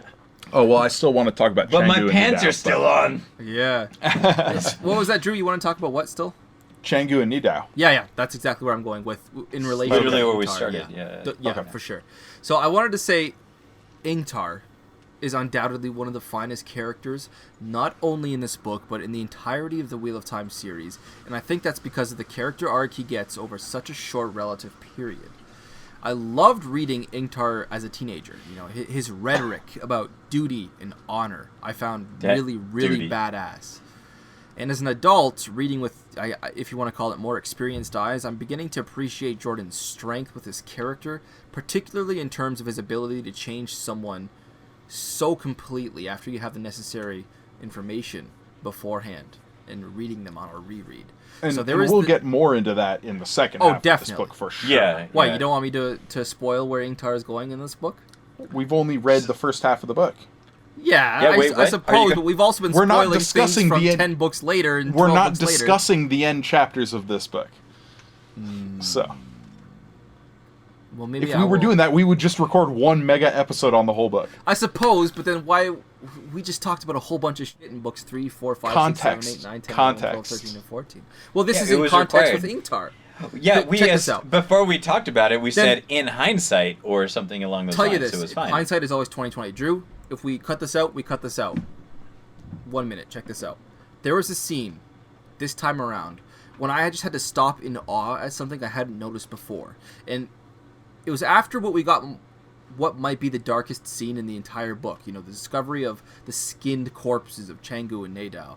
You know, Ingtar did something that ripped my heart out when I figured out exactly what it was.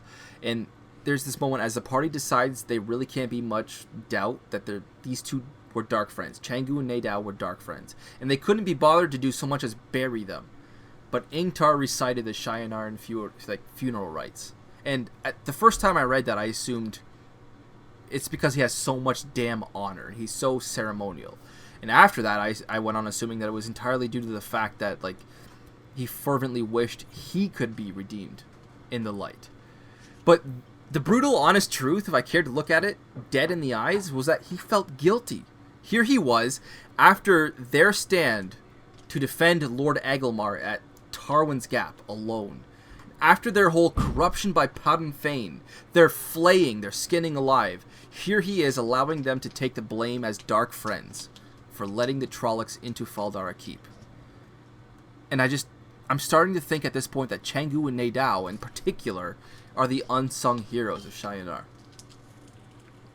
What do you think? So, I don't know about like the unsung heroes of Shi'ar, but I do agree with your interpretation. I do not think they were Dark Friends.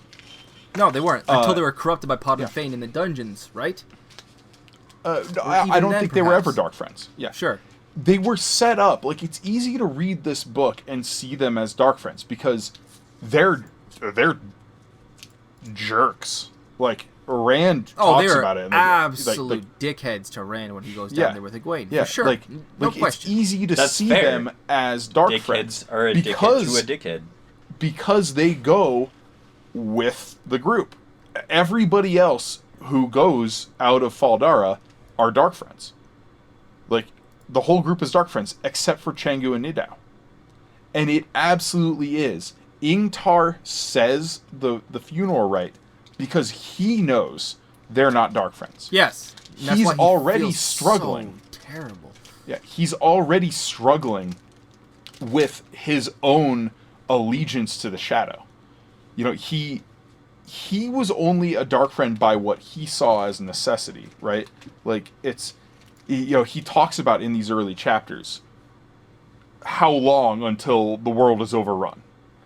We're just delaying. It's hopeless. You know, that's his whole thing. He is a despairing man. And the Horn of Valir, to him, was his talisman of hope, to draw him out of his despair. And so when he goes on this hunt to recover the horn, he sees it as an opportunity to anchor himself and bring him back. And he is so racked with guilt that, as Rob said, Changu and Nidao are the ones taking the blame for Ingtar's own actions in Faldar. So,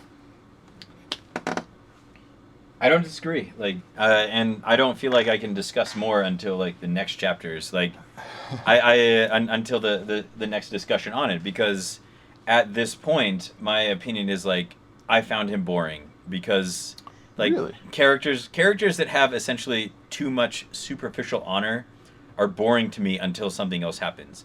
And then, you know, at hindsight, at the end of the book, I did like him, but I can't. Yeah, because we're not discussing the later chapters anyway. Right. I don't feel like there's much I can contribute at this stage. No, it's fair. Yeah. But I can caveat by saying I loved his arc. It's great, but up until what we've read now, I kind of blew him off as not really. Yeah, you know, it's fine. It's like I viewed him as cliche, as a cliche for standard fantasy series fare, but his arc was not. And it took it in a good direction, and I like that a lot more. But for what we have read up until now, it's... Yeah, I don't want to say blew him off. I say I'm neutral towards him up until the level that we're at right now. All right. So do we have any more character points to go into before we go into the lore segment? I am completely done with my characters. Let's see. Lanfear is dope. Lan is the father figure I want. Yep, agreed. All right. Nynaeve So is amazing. Should I ask my questions of you, Drew, before you go into your deep lore, or? Well, is it after, just lore? in case I go over them while I'm talking through the you lore might actually. notes that I have. Shit, yeah, hit me. So I'm going to talk, kick it off with the Dark Friend Social. Okay, the Dark Friend Social. It's a weird name for an orgy. So, for sure we see Ingtar here. Okay. For sure we see Ingtar here. Oh, for sure. We see Varen as well, right? Unlikely we see Varen. Is that perhaps Leandrin? Sorry, go ahead. I don't think we see any of Varen, Leandrin, or Alviarin. Ooh. Because while this is happening, the group, the whole group of Aes Sedai with the Emerlin is traveling to Faldara. Yes. And we know the Black Ajah do not have traveling. They could not be at the Dark Friend Social while also traveling via ship up to Faldara with the Emerlin. No, that entire thing happened inside a dream shard, though. It could happen anywhere. You think that happened in a dream shard? Of course it did. It was No. Moradin's Dream Shard, or not Moradin, but Alzamon's Dream Shard, wasn't No. Because like Jakim Carradine, Boris, had Yeah. like saddlebags and had clothes with him and stuff. This actually gets explained later on. I think it's in A Memory of Light, maybe Towers of Midnight. There are places near Sheol Ghul with like the Zomara, the like weird shadow spawn servants. It's not in a Dream Shard. It does happen. Oh, interesting. Okay. Yeah, it's so the Aes Sedai there, we don't know who they are. The first time reading through, I was like, oh yeah, it's totally Leandrin and you know, like I just all assumed that. it was Farron because of how much happens in this book. Yeah, but it cannot be any of the Black Ajah who go with the Amerlin to It cannot Faldara. be. It absolutely cannot be. I mean, how would they get there and back? Like, Well, they have ties to the Dark One. I don't know. I'm just speculating. Yeah, At this point. but- I have no idea. and the other thing with it, like, I think Robert Jordan intended that to just be like anonymous Black Ajah Aes Sedai, because neither of the Aes Sedai listed are given like descriptions of height or heft. You know, so like there's nothing to say like, oh, there was a short, round Aes Sedai. So it's like, oh yeah, that's Varen. Like, you know, there's no bird-like Aes Sedai. You know, like it. However, Ingtar definitely is there because we know he was on his hunt, so to speak, outside Faldara. Yeah. The other character I think we can be absolutely certain was there is the High Lord Weiramon. Yeah, the High Lord of Tyr, the boots, I think gave Yes. it away. Yeah. Who is like, I mean, as we get to know Weiramon later in the series, like super arrogant, like, you know. Yeah. So of course he wouldn't hide his station when he's there. He wants to impress people with how powerful he is. But I wish we had more information, like more details in the Darkfront Social, so that we could pick out maybe like who's the Sea Folk guy, who's the Domani noblewoman, you know, things like that. Who's the Yeah. Tinker? Who's the Darkfriend Tinker? Right? I don't think it matters so much as Jordan expressing that Yeah. people from all races and nations Exactly. and sexes are devoted to the shadow in different ways. Exactly. Dark Friend Social is a great name. Oh, the yeah. way. I love Like, that that's- name. I can't That is get a enough great of name. it. It also kind of kills me that it's the only Dark Friend social we get in the whole series. I We know. get Forsaken socials. Forsaken, so exactly, but we don't get Dark Friends. So like, shit. So Damn I said early on how much I love that scene for like establishing how bad they are at communicating. But Yeah. it brings up the point that I think about a lot when I'm reading a lot of series. It's like, how much do you know? How much do people know that they're like the bad guys? How much does somebody know that they're evil? Like, It at all what point depends is like on we're literally.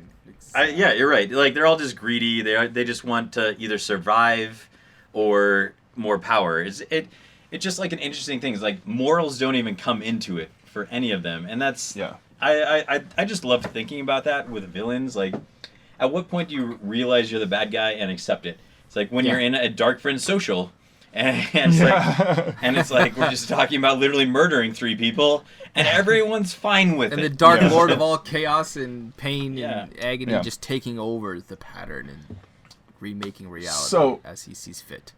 So moving on chronologically through this Yeah. book, the opening wind sequence. Okay. Yes. This is our first bubble of evil. Okay, good. That's one of my 4 questions for you. Okay. Yeah, it is our first bubble of evil. Okay. Which is a great band name, Evil Bubble, or Bubble of Evil. That's really all I have to say about that. But just because I know I've seen people like ask questions about it, and that is the case. So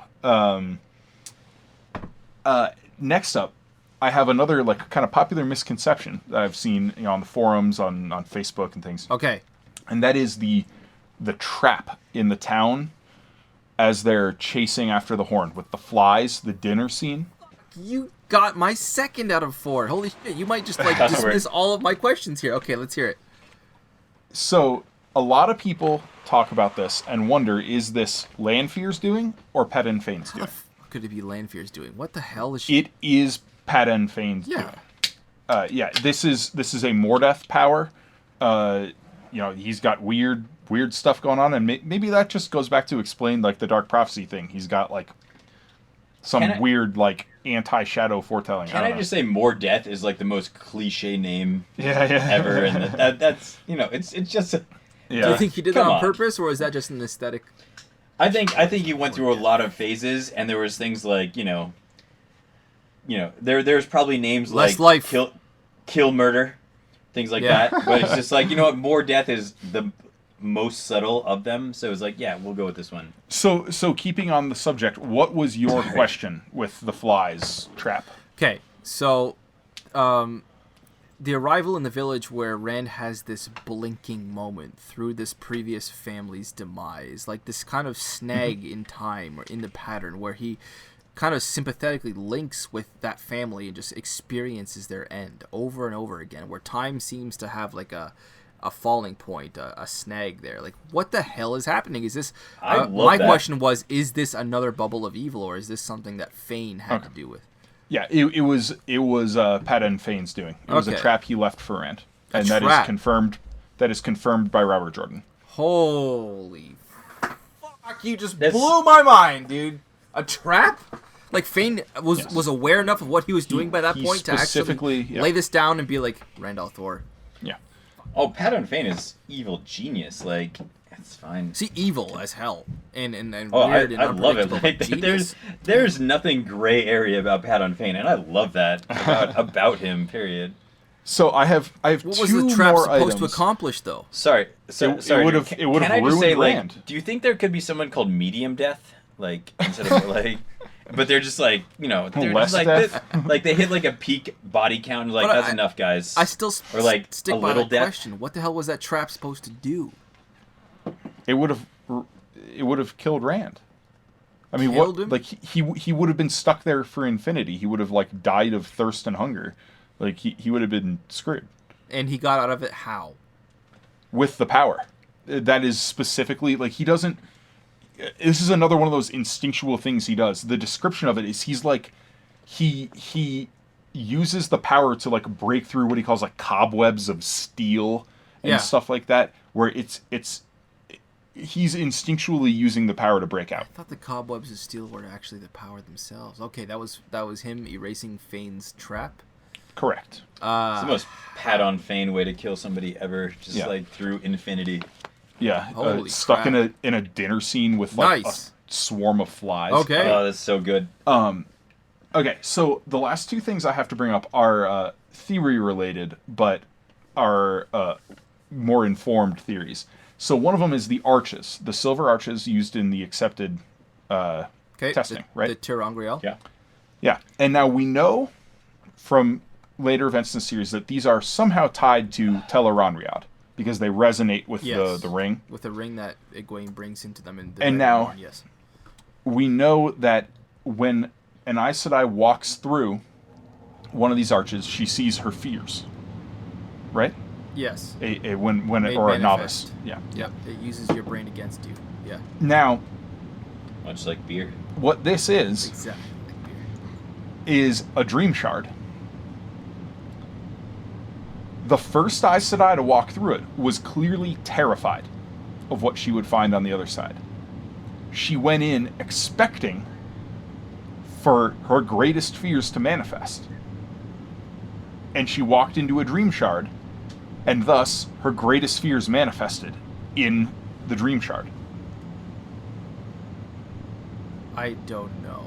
That's fact, or is that speculation? It is not confirmed fact, but it is informed speculation.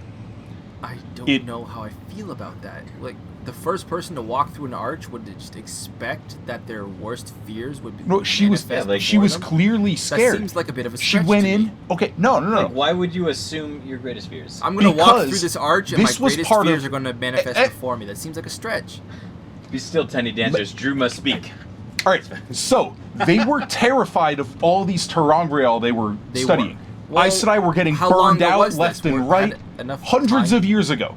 This is like the first Aes Sedai to study this Terangriel, right? They were so scared of it, they sent her in, and this is a quote from the book, with Yep. every warding they knew how to make. around this Aes Sedai. Yeah. They had no idea. I think it was Shiriam Sedai that explained this to Egwene, right? They had no sorry, idea. They were scared of what would happen. So they sent her in as protected as they could make her. You think that woman who's like getting sent in with Drew, like Drew's a bunch making of a good Aes Sedai point. being No, like, he's oh making my a good gosh, we point. gotta protect you as much as possible. No, like, you're right. she was terrified walking If they were into sending that. her in with every ward they knew how, then she was scared and she was nervous. Like- I you know what? I agree with that. I can see Does that. booze not exist in this world? Like, just get her drunk, get her some weed. Just like, give her a walk bit of through. brandy. Like, what is what's it in the this world? problem Wine? there? Spiced wine? Yeah, But yeah. yeah. What's the So problem? and so because this is a fragment of Tel'aran'rhiod, of the world of dreams, Nynaeve going in without knowing that channeling could burn her out isn't going to like craft the reality around herself where channeling would burn her out. Whereas this Aes Sedai who went in first and who was warded, right? Presumably one of her greatest fears would be getting burned out. And so she was burned out. And then they sent in another warded Aes Sedai and she was burned out. And another one and she was burned out. And then they sent in one not warded. And she was like, oh, well maybe because I'm not warded, I won't get burned out. And she wasn't, because she wasn't expecting it. Sure. You know? So like it's one of those things that, like, the way Robert Jordan built the magic in this world, it gives him a lot of leeway to be like, things happen because people want them to happen. You know? Yeah. And so that's become the use of this Terangriel, because the first woman going in was like terrified, so she saw her greatest fears and came back out and said, I saw my greatest fears. So everybody else going in expected to see their greatest fears. Yeah, thought it was a Terangriel specifically meant for that purpose. Yeah. Oh my Well, God. no, so A what world this full of probably creepy clowns. was a training Terangriel in the Age of Legends to send people into controlled dream shards and, you know, have them have like a minor experience in the world of dreams I can see that. and then come back out.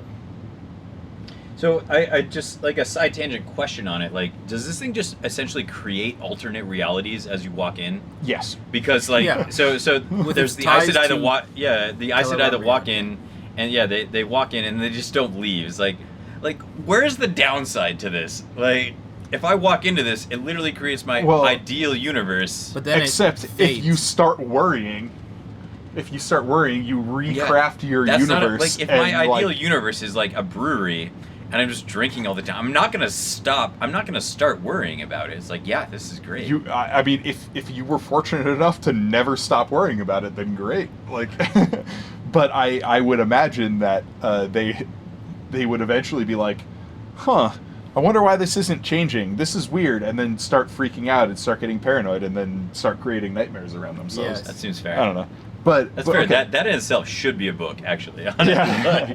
That So should my be- last lore point is actually something that is not true. Okay. It is confirmed not true, and I'm very disappointed about it. And this Oh. is like a theory that I held for a very long time about the Kyrianan officer Kaldovwin, who was in charge of the mining Yep. operation out of Tremoncian. Yep. I thought for sure he was Asmodean. What? Yes. What? And let me explain. Why this. would you? How? Asmodean? So- a Forsaken? What the? So, Asmodean, we know, Your reaction is hilarious. extraordinarily Thank you. interested in the male Choedan Call. That was his main goal. Yeah. He wanted access to the main Choedan Call. Okay. No, Why was- would he was- not put himself in charge No. of the excavation? 'cause Two. He was. He Two. presented it as, I don't know. I was told Two. to mine this thing, and I was told to bring it to the capital. You know, like he. That's didn't just a seem story. Invested in it, like That's just a story. Of course he wouldn't seem invested in it, were it as actually Asmodean.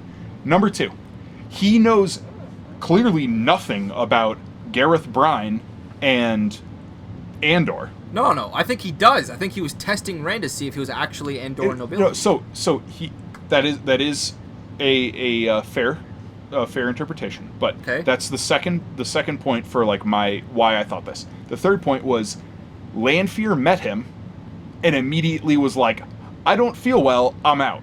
Yeah, it's because he asks too many probing questions because he's a fucking ignorant dickhead. He doesn't. Fourth, who does Lanfear drag with her into the waste? Asmodean.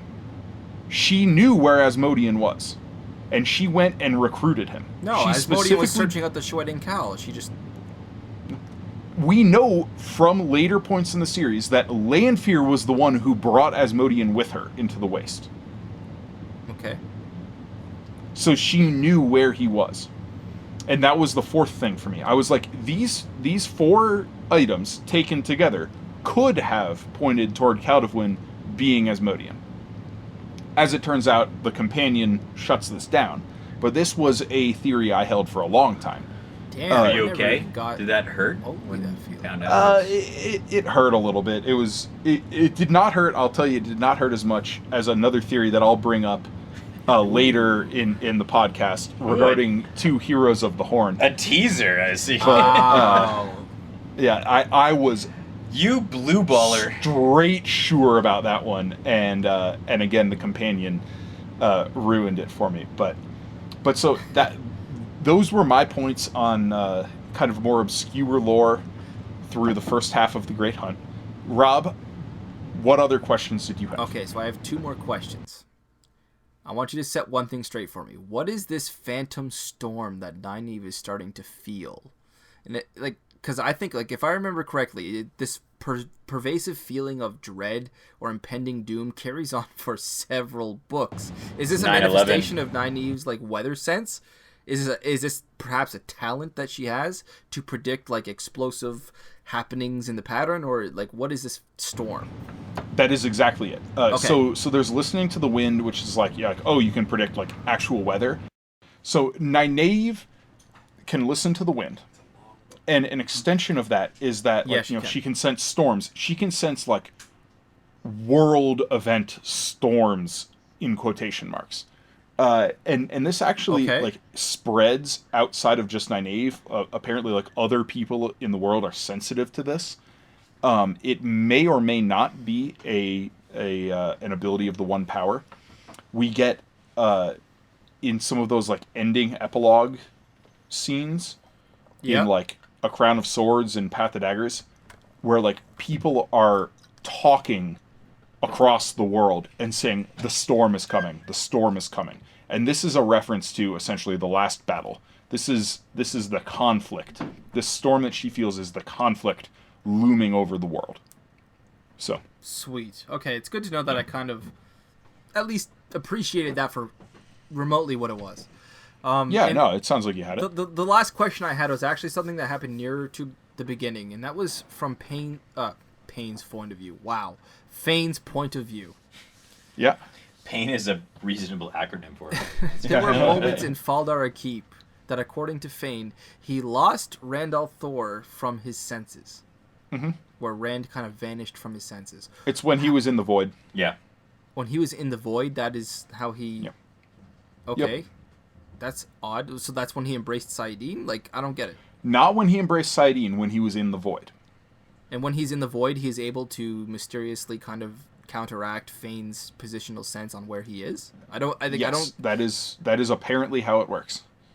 Okay, I will take that then. That is apparently how it works, because I was just about to say I don't get how precisely that works. Okay, but if that is apparently how it works, like there are a couple of points where like we know Rand is in the void, but not necessarily embracing Saidin. Sure. And Fane loses track of him. We also know Rand was using the void quite a lot while training with Lan in Faldara Keep, whereas he was not using Saidin. Yeah. So. Okay, so that's basically like the last question that I had.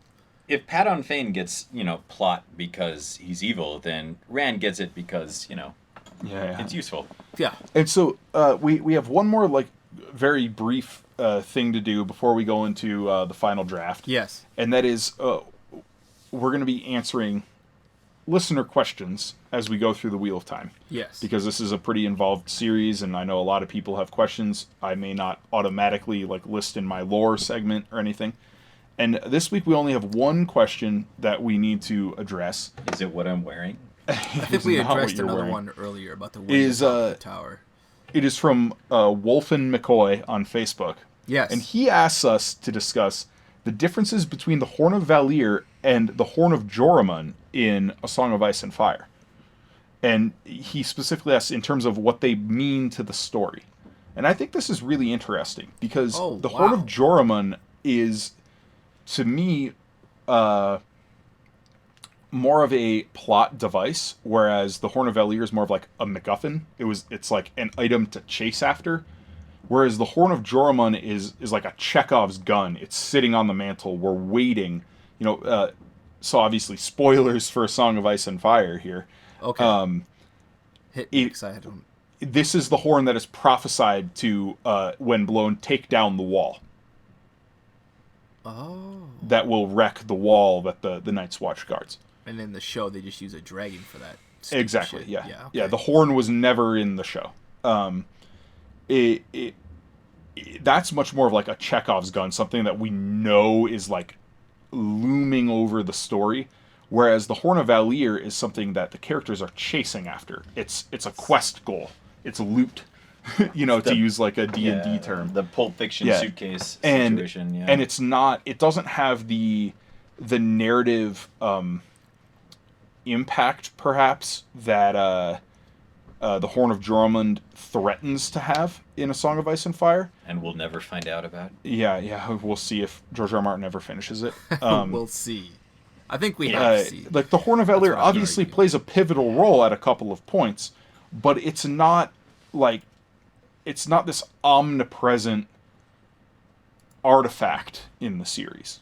We pretty much forget about the Horn of Valir for like 12 books. No, I wouldn't say so. Matt keeps bringing it up in books 7. But it's irrelevant to the plot. It's irrelevant to plot, but it doesn't make it irrelevant overall. For like a 90% of the series, nobody's paying attention to the Horn of Valir. Matt is suffered by the Aes Sedai because he is a horn blower. No, but so what I'm talking about is from the reader's perspective. Sure. Like, for us, we know the Horn of Valir. Like, we're like, all right, well, it'll come back for the last battle probably, but like other than that, we're like, all right, we got more important things to worry about. Yeah, it's a plot device to meet Brigitte Strongbow, who's amazing. So, and then in A Song of Ice and Fire, for the reader, the Horn of Joramun is a complete Chekhov's gun. It's like, all right, what is going to happen with this? Was it the broken horn that they found at the Fist of the First Men? Is it the horn that Mance Rayder had? Like, what is going to happen? Is the wall going to come down? Like, this is a major plot point that we're waiting to happen in the series. So that's my thought on the Horn of Valir versus the Horn of Joramun. Well, I can't say that I have a whole lot more to add because I admit I have not read A Song of Ice and Fire past book 2. Oh, wow. So Okay. I will respectfully decline from commenting upon that. Don't even worry about it. It's fine. He's going to die. It's not going to happen. He's not going to finish it. I've seen the entirety of the show, but I don't think that really pertains much to this particular discussion. With that said, we have blown past our all-time longest episode here. My bad. So let's move into the final draft. Yes. Chris. Sorry. And Rob, do you want to kick it off? I'll kick us off. Yeah. Okay. Go ahead. Yeah, go for it. Yeah, so what I've been drinking has been, for the first time I think appearing on this episode, a bourbon. I am drinking Maker's Mark. Classic. And, I've been drinking this one for a while, having been listening to, in particular, the Rooster Teeth podcast, and listening to them mention it on occasion.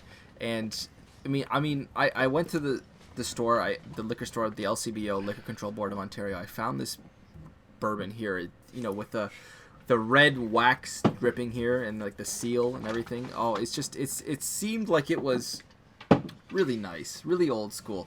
I wanted to try it. Listen to me. I've obviously been drinking an undue amount of this bourbon over the course of this podcast. I'm slurring my words. I can't really focus on one particular train of thought at a time. But I mean, I think that does nothing other than speak to its quality. I mean, I've been sitting here mixing it with a little bit of water, splash of water at a time. I've been watching you do it every time it comes out. It's like, we're gonna get an interesting talking point very soon. Oh man, this Maker's Mark. I've been drinking this for like a year and a half now, and every time I do, it's unrivaled. It's a great. I would go as far as to say this is my second favorite liquor Wow. on the face of the planet. After that Glenfiddich? just behind the Glenfiddich 12-year, single malt Scotch whiskey. I mean, this Maker's Mark, this medium range bourbon here, it just goes so good with a splash of water. It's a rye whiskey. It's full flavored, easy to drink. Yeah. Goes down nice. All right, Rob Yeah. Winchell, what do you Rob, drink? other Rob. Other Rob. All right, so I brought a couple beers, and I've been drinking a large couple beers. variety since I got here. But the main one that I want to mention, the beer name is called "Did We Just Become Best Friends?" I'm putting Oh my man, right here. It's Hold literally on. called. I'm gonna cheers you in the webcam right here. Let's do it. That's good. Hold on. Yeah. Give me that love right And there. the artwork on the can is like a dude singing and a dude on an acoustic guitar with a lion cub. It's adorable. And That's awesome. I mean, is not friendship the point of these books? Is that not why we're all here? Yeah, I mean, I like it. I also I thought it was adorable. So it was more of a like, how do I tie this beer into it? And Yeah, I it's, like it's that. a double. That's a very self-aware choice. It's awesome. Thank you. It's a double India Pale Ale, and it's got the hops. Double IPA. Yeah, and Yeah, I'm also drinking it right now, and It- it is definitely hoppy. It's pretty hazy actually, although it has more of like the piney West Coast IPA profile, not so much like a New England IPA. I don't know. Sure. It's pretty tasty though. like I just want to say it has one of the greatest, most indie rock Oh my gosh, yeah. The I the can see can that. itself is ridiculous. Can yeah. Here we go. It's Oh, adorable. look at Here we that go. cute little tiger cub. Where's that lion And cub? then they're rocking out next to it. There we go. Ah, he's like on the little guitar. That looks like Yeah. a Fender Telecaster. It's great. Yeah. Sweet. Drew, So my dude, what are you drinking, my man? what I drank today was a first for the podcast in this style, I should say. Oh, okay. So this is from Deschutes Brewery in Oregon. Deschutes. And I am drinking what is essentially a goose, which is it's technically what is illegal this for Giant fucking bottle I've seen you guys passing back and forth there and just swigging at it. What is this? Looks like a wine so this bottle. wasn't that bottle, That but- wasn't that. Yeah, but no. So this style, it's technically illegal for an American brewery to call their beer a goose, Okay. because this is a trademarked thing over in Europe. But essentially, there's a style called lambic, right? It's a traditional European sour wild ale, and what a goose is a blend of 1 year, 2 year, and 3 year aged lambics. You get a blend of those? Why the So basically, you brew a batch of it, you throw it in your barrels, you ferment it, wild ferment it, whatever you want to do with it. There's actually a technical whole process to it, and then there's an American version of it called Méthode Traditionnelle. That's a 23-step process. It's crazy. Holy Anyway, crap. but so this is basically a blend of 1, 2, and 3 year aged sour ales, lambics, and it is indeed sour. It is a little estery. It has a little bit of that Estery. Belgian kind of barely know her. roundness. To me, it tastes like a tiny bit soapy. It's still really tasty. I mean, I Soapy knocked is back not the whole an adjective I like. the in a whole beer bottle. ever. If you like Belgian Trapels, you'd probably love this beer. Or saisons, if you like Funkworks saison, if you've ever had that, or Colette from Crooked Stave Brewing Company, or Artisan Ales, whatever they're called. Anyway, I went meta with this. It's called The Ages. Oh my god. I don't get like it. it. I I'm just gonna- don't get it. That's I'm gonna too insert an appropriate complicated. face palming sound here. There it was. Damn. Yeah. I like that. Yeah. All so, right. so yeah, I think that's it's pretty much a wrap. This was quite an episode here today. Wow, I mean, what an episode we've had. Well over 2 hours at this point, I mean, I think. I feel like you're welcome. I can't stand up because we keep mentioning Drew's deep penetration plot devices. Drew's deep lore. Very deep, so I can't stand up right now, but it's been a lovely episode. Going deeper with Drew McCaffrey. So, next still, up, Sweet Prince. Next up on Inking Out Loud, we will be finishing off The Great Hunt. Yes, we will. And we will have... This has been the first half. Holy crap. Yeah, we will have Rob Winchell back on as a special guest for that one. You're welcome? I'm not actually sure Yes, if that's thank good you or so bad. much, Rob, for coming on. I love the fact that I've met you now and we just vibe so well. We're going to have so That's much fine. to discuss in part 2. Just please dress sexier next time. I don't have a lot to look at. Oh. when it's fine. Listen, I'm going to do that just specifically for you, my friend. Thank you. I like vampires, sexy vampires specifically. Oh, so if you can do you're that, all that'd about be the great. emo vibe? Like the Yeah. dark colors? I mean, literally, that's why I like Rand so much. I think so. we're making Drew a little bit uncomfortable right now. That's probably fair. Well, no, I'm just in the middle of the outro and you guys just hijacked it. So That's right. Well, you can't control it. Let's go, Drew. I do not feel bad. Anyway, Drew. so Stop holding us up. next Come on. up is the second half of The Great Hunt, and we'll have Rob Winchell back on as a guest. As always, please check out our Patreon. You know, we Yes. do put a fair amount of money into this. We have a really awesome sound engineer who The best. spends way too many hours of his time going through these ever longer episodes And cleaning up after my filthy censoring, and we have a fantastic artist who's doing really cool thumbnails, Danielle. She's so good. And you know, like this Patreon money is going toward paying them. We're not using this to, you know, like fill our own pockets. So, you know, please consider supporting us there. As always, I'm your host, Drew McCaffrey, joined by my co-host, Rob Santos, Yeah. and our special guest, Rob Winchell. Thank you. Yes, please contribute because I'm tired of putting out for these guys. Thank you so much. It's getting real awkward. It's fine. Yeah. So we'll catch you next time. Bye, everybody. Later, skaters.